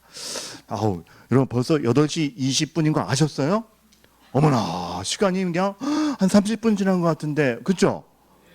네. 여러분 이거는 지금 제가 묻는 게 아니고 강요하는 거예요. 시간이 너무 물 흐르듯 갔죠. 그만큼 귀한 내용이고 필요한 내용이고 우리가 달게 받을 수 있는 내용이었던 것 같습니다. 그래서 이번에 지금은 교수님께 몇 가지 질문이 더 있지만 잠깐 그래도 이 책을 강조만 하지 말고 좀 한 권 제가 사드리고 싶어요. 그래서 상품으로 걸고 퀴즈 하나 내겠습니다. 맞추시는 분께 한 권을 증정해드리도록 하겠는데. 저도 한 권 그러면 증정하도록 퀴즈 하겠습니다. 2개 나가겠습니다. 먼저 하나는 여러분 웨스트민스터 신앙고백서는 물론 소중한 건데 또 이거부터 시작하면 얹힐 수가 있어요. 그래서 어떻게 보면 다른 또 이 사전적인 다른 문답들이나 이런 것들을 봐두는 게 또 필요하지 않습니까? 자, 근데 신호섭 교수님이 생각할 때에 웨스트민스터 신앙고백서 전에 사전적으로 읽어야 되는 그 많은 요리 문답 중에서 그래서 요거부터 시작하면 제일 좋다 추천하는 게 무엇일까? 1번 하이델베르 요리 문답, 2번 웨스트민스터 소요리 문답, 3번 웨스트민스터 대요리 문답, 4번 벨직 신앙고백서. 몇 번일까요? 네, 2번 웨스트민스터 소요리 문답. 박수. 아니에요. 근데 실망하실까봐 박수만. 네, 제가 알기로는 아니에요. 네. 4번 벨직 신앙고백서. 박수 없이 그냥 틀렸다고 할게요. 죄송해요. 자, 2개 남았습니다. 네. 하이델베르크 요리입니다. 몇 번 하시려고 그랬어? 그럼 어차피 둘 중에 한 분이 정답이겠네요. 교수님이 생각하시는 그 대요리 문답과 하이델베르크 중에서는 어느 게 더 사전적으로 쉽다고 생각하십니까? 물론 다 쉽진 않지만. 그러니까 이거부터 하는 게 좋다. 네. 그러니까 이게 이제 신앙고백서를 이해하기 위해서 뭘 읽어야 되느냐는 질문이 아니라 네네. 쉬운 것이 어떤 것이 그러니까 순차적으로 제일 먼저 만약에 교리교육을 한다고 제가 나열한 것 중에 근데 제일 쉬운 거는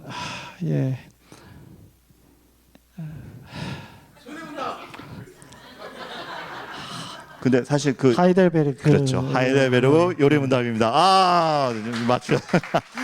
아니 사실 이게 정답이 없는 건데 제가 다른 강의에서 한번 이렇게 언지를 주신 적이 있어요. 절대 법칙으로서가 아니라 그래도 하이델베르크 요리 문답이 처음에 접근하기 좋고 그다음에 이제 소요리 문답이나 벨직 대요리 문답 이렇게 있고 사실 웨스트민스터 신앙고백서는 되게 비중 있고 어려운 거 아닌가. 도르트는 더 그렇고. 그래서 요거 교수님 먼저 증정해 드리고 할까요? 네. 왜냐하면 말이 길어지면은 안 주는 거. 앞으로 나오시죠. 네.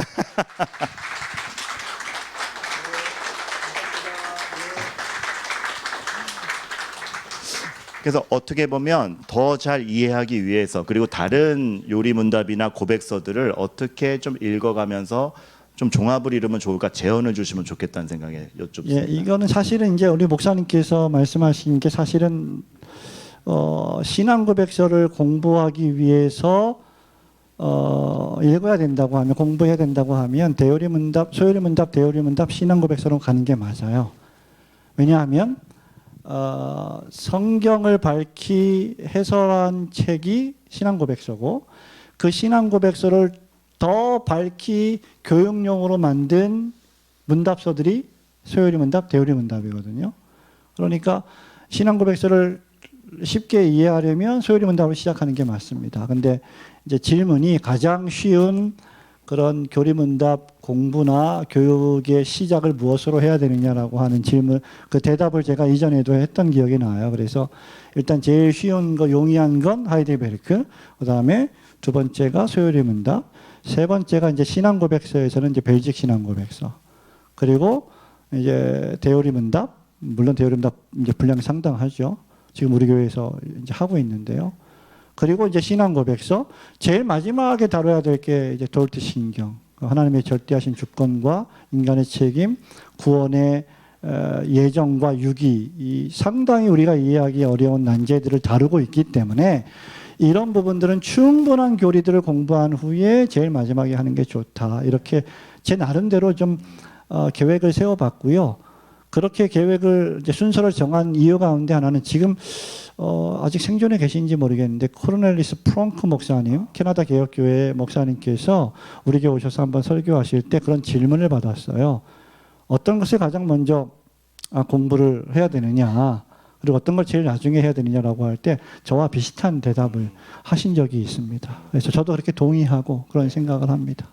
그 말씀이 나와서 하자면 그 도르트 신경이 어렵긴 하지만 프랑크 목사님의 도르트 신경 번역된 거는 그래도 접근성이 괜찮지 않습니까? 예, 네, 너무 쉽고 따뜻하고 이제 안타까운 건 그게 더 이상 한국 교회에 보급이 되지 않고 있다는 거예요. 번역의 문제, 저작권의 문제 때문에 이것도 사실은 아주 좋지 않은 현상인데요. 예, 죄송합니다. 이게 또 쓸데없는 얘기일 수 있는데 그래서 이게 이제 중고 서적들이 좀 있잖아요.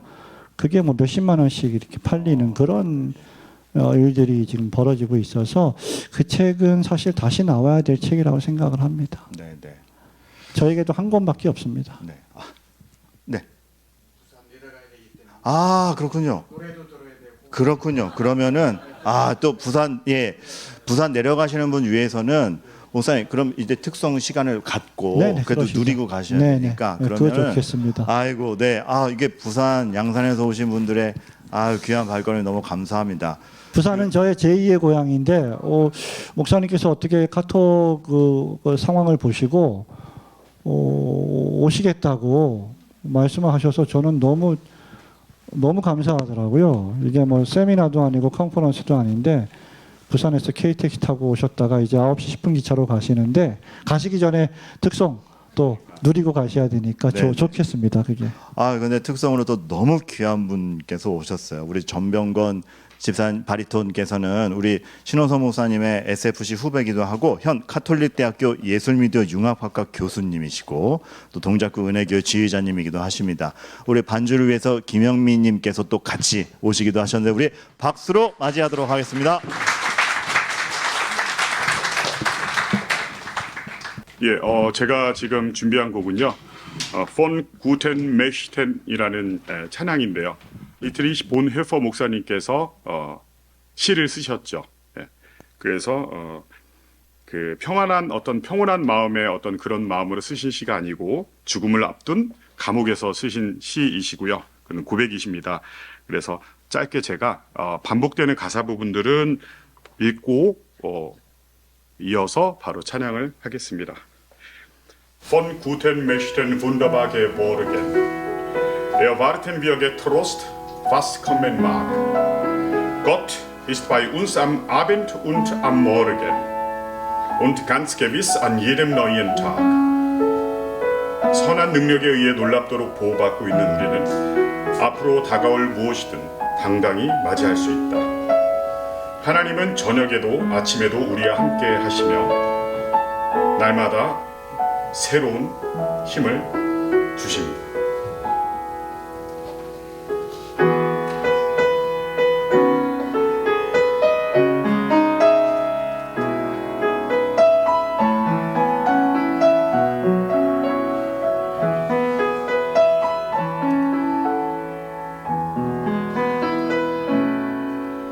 Von guten Mächten treuen Stier umgeben, behütet uns, getröstet wunderbar. So will ich diese Tage mit euch leben und mit euch gehen in ein neues Jahr. Noch will das Alte unsere Herzen quälen, noch drücken böse Tage schwer Last. Ach Herr, gib unseren aufgeschreckten Seelen das Heil, für das du uns geschaffen hast. Von guten Mächten wunderbar geborgen, erwarten wir getrost, was kommen mag. Gott ist bei uns am Abend und am Morgen und ganz gewiss an jeden neuen Tag.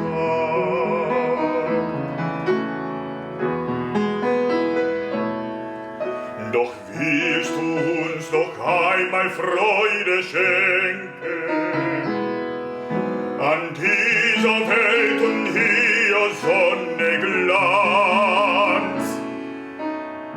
Wollen wir das Vergangene denken und dann gehört dir unser Leben ganz.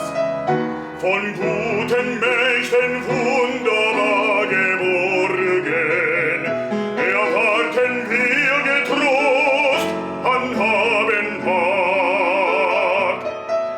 Gott ist bei uns am Abend und am Morgen und ganz gewiss an jeden neuen Tag.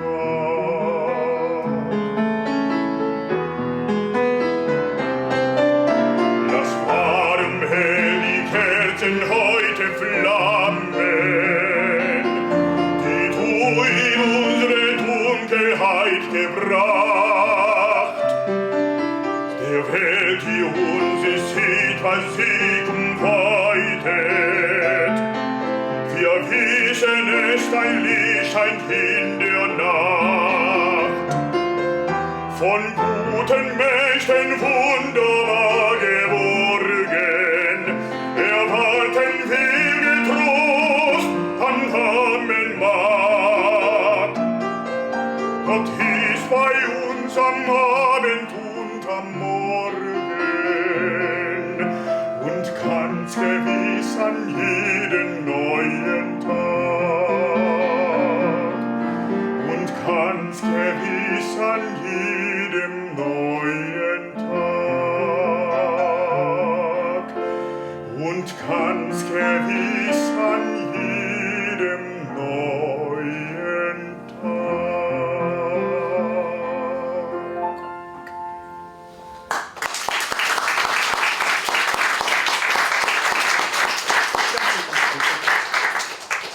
시간상 괜찮습니다. 괜찮습니다.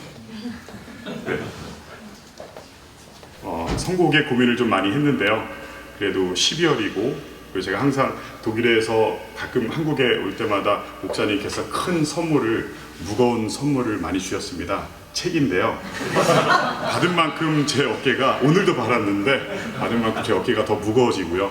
특별히 또 이런 어떤 사명을 갖고 더 SFC 운동원으로서 살려고 저도 노력을 하고 있습니다. 우리 함께 제가 12월이라서 가사도 연말 이런 내용을 담고 찬양을 한 곡 더 하겠습니다. 주의 은혜라 찬양하겠습니다.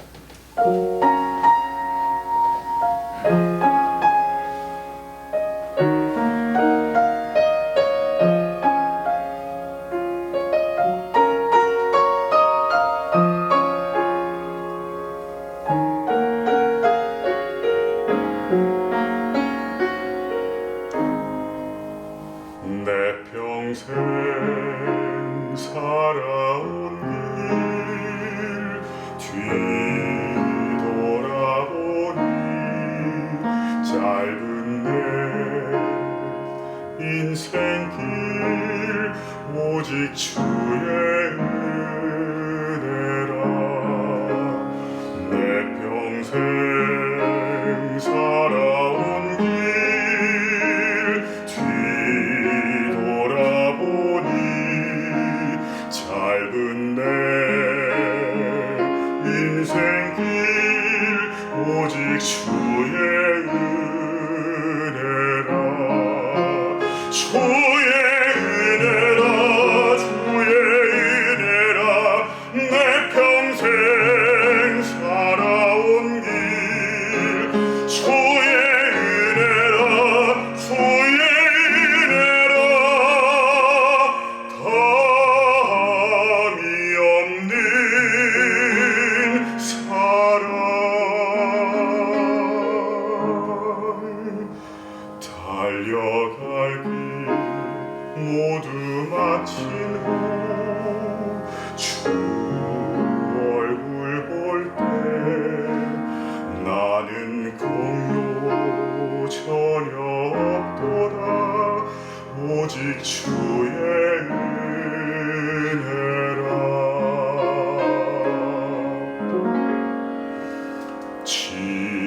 지금까지 지내온 것 주의 크신 은혜라 한이 없는 주의 사랑 어찌 이루 말하랴 자나깨나 주의 손이 항상 살펴주시고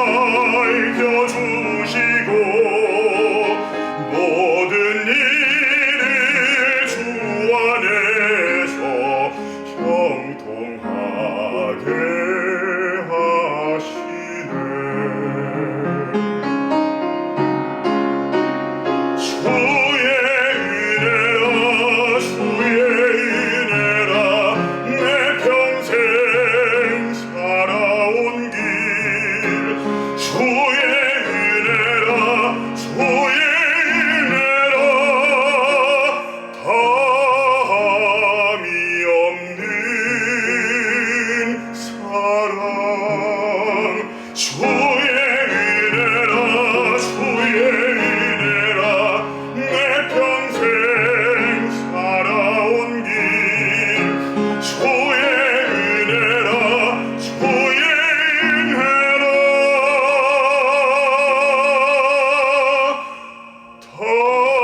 담이 없는 사랑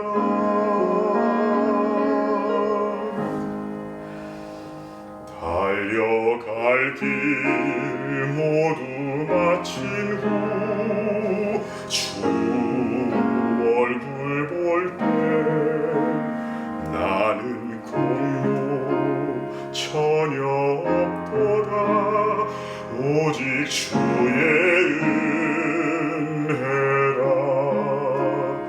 나는 공로 전혀 없도다 오직 주의 은혜라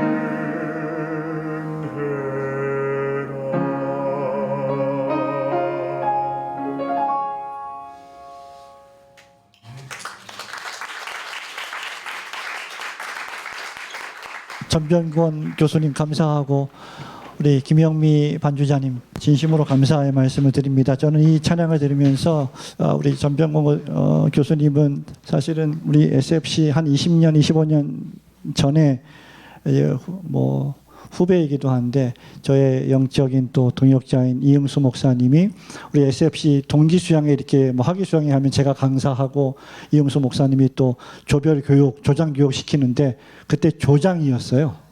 전병권 교수님이. 근데 지금 교수님이 되셔서 이렇게 너무나 은혜로운 찬송을 부르고 이 찬송 부르시는데 우리 함께 참석하신 분들이 막 훌쩍이고 은혜를 받는 걸 보니까 우리의 그 콘서트보다 은혜가 훨씬 더 있는 것 같고 한편으로 또 드는 생각이 드와이트 무디 목사님이 설교하기 전에 항상 같이 가신 분이 아이라 생키라고 하는 가수분이셨는데 그 찬양을 부른 후에 설교를 하니까 너무 은혜로운 거예요.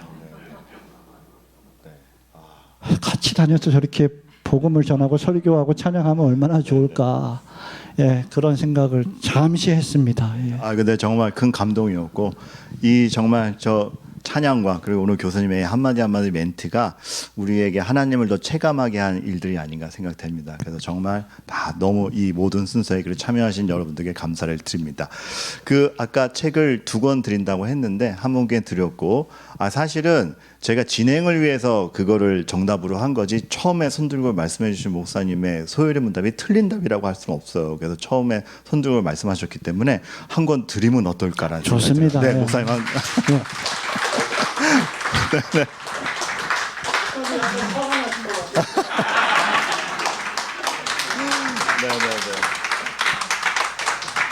그리고 조금 순서가 좀 남았습니다만은 그래도 제가 참 뭐 지금 부산 경남권에서 오신 목사님들이 계신데 좀 깜짝 놀랐어요. 그냥 조촐하게 조용하게 하려다가 부산에서 오시고 양산에서도 오셨거든요, 목사님이. 근데 그러니까 너무 긴장이 되는 거예요. 이렇게 멀리서 오시는데. 그래서 부산, 특별히 제일 멀리서 오신 부산에 계신 목사님이 가시기 전에 선물 하나 꼭 드려야 되겠다. 그래서 목사님 나오시면 선물 드리겠습니다. 네, 정말 먼 길에 감사합니다. 아이고. 네.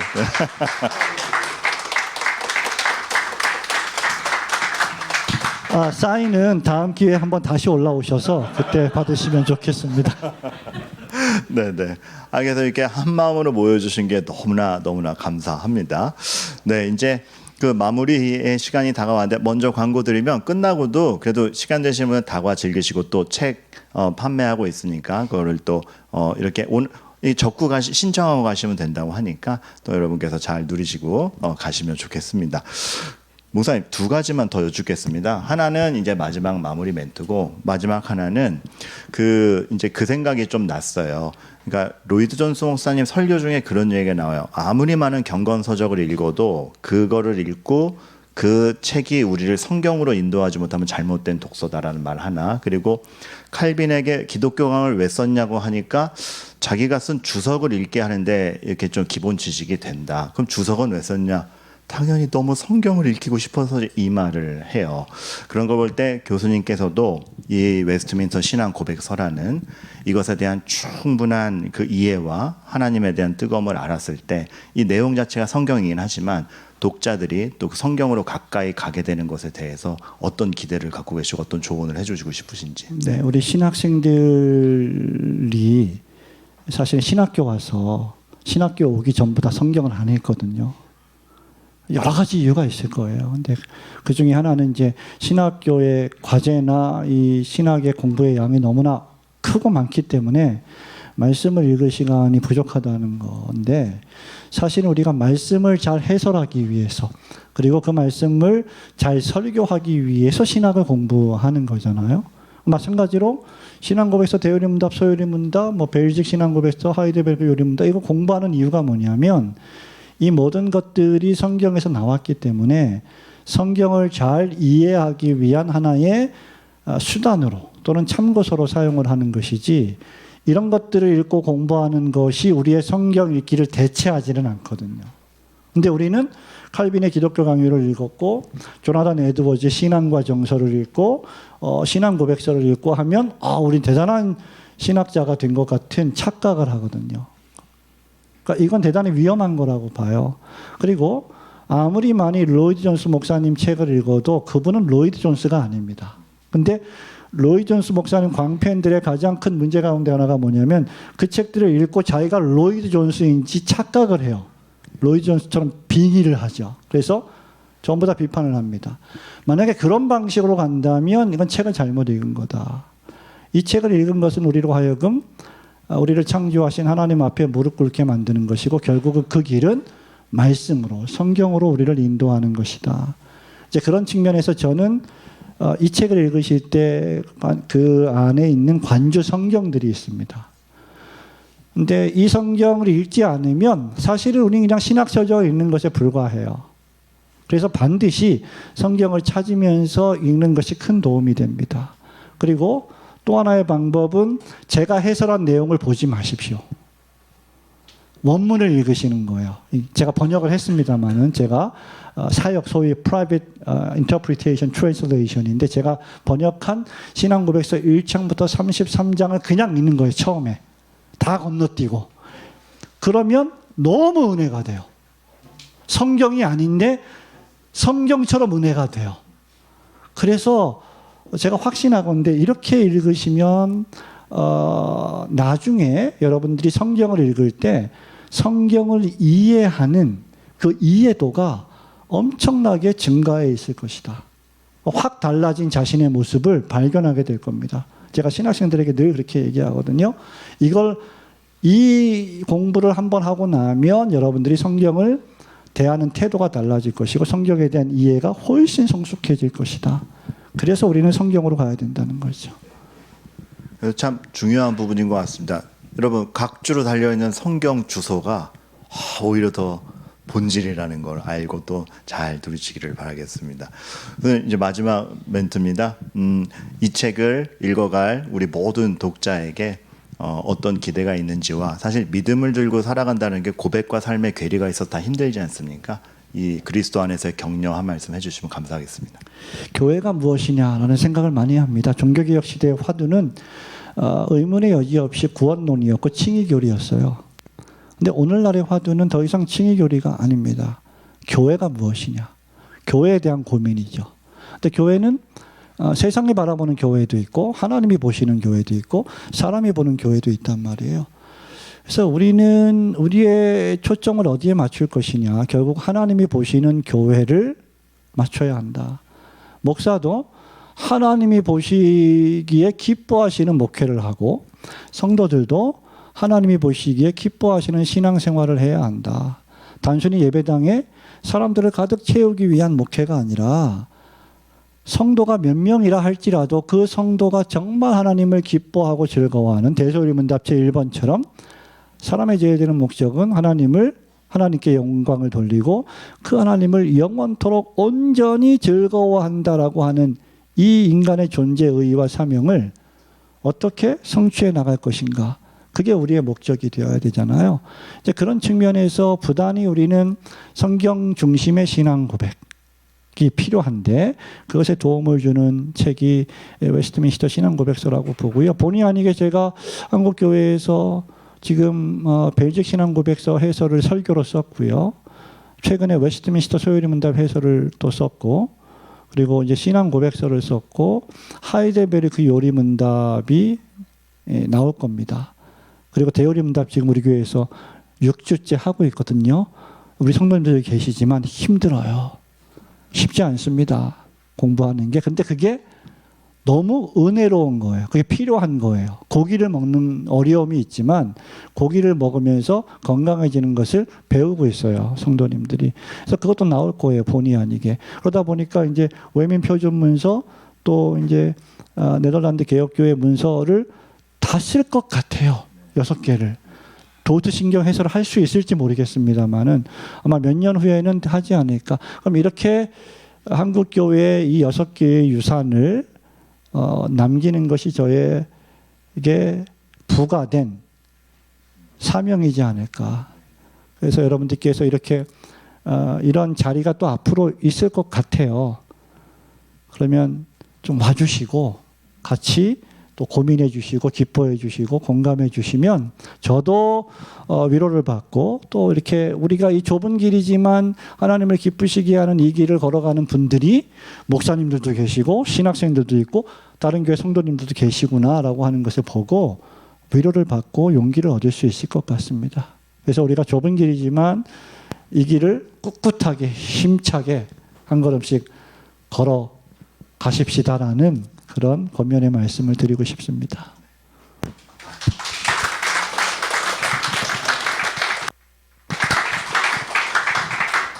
그러니까 좁은 길에 동료들이 이렇게 있다는 게 이 자체로 너무 좋아요. 너무 좋고 기쁨이 되고.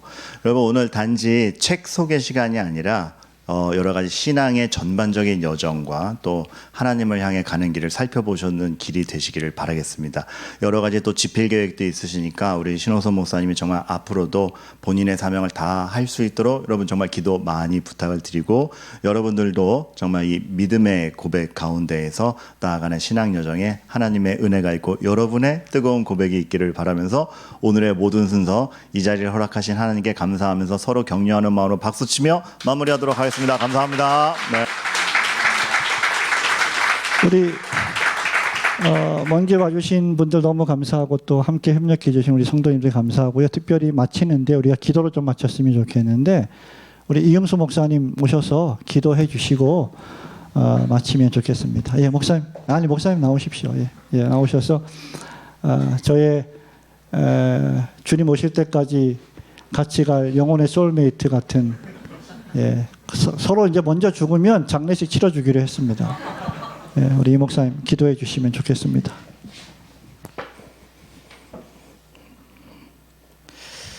길이요 진리요 생명이 되신 우리의 주님 감사합니다. 신앙의 아름다운 유산을 우리에게 물려주시고 우리가 어떤 길을 쫓아 주님을 섬겨야 되는지 모든 주님을 사랑하는 교회와 목회자들에게 이 길을 밝히 오늘도 열어 보여주심을 감사합니다. 주님을 기쁘시게 하는 목회, 성경적인 믿음으로 하나님께 영광을 돌리며 우리에게 맡겨진 이 길을 주님이 부르실 때까지 잘 감당해 나아가는 모든 주의 동역자들이 될 수 있도록 하나님 은혜를 베풀어 주시고 우리를 붙들어 주옵소서. 오늘 이 귀한 모임을 통해 우리가 더욱 힘을 얻고 하나님이 기뻐하시는 교회를 이 땅 가운데 세워나가는데 더욱 정진하는 저희 모두가 되게 하여 주옵소서.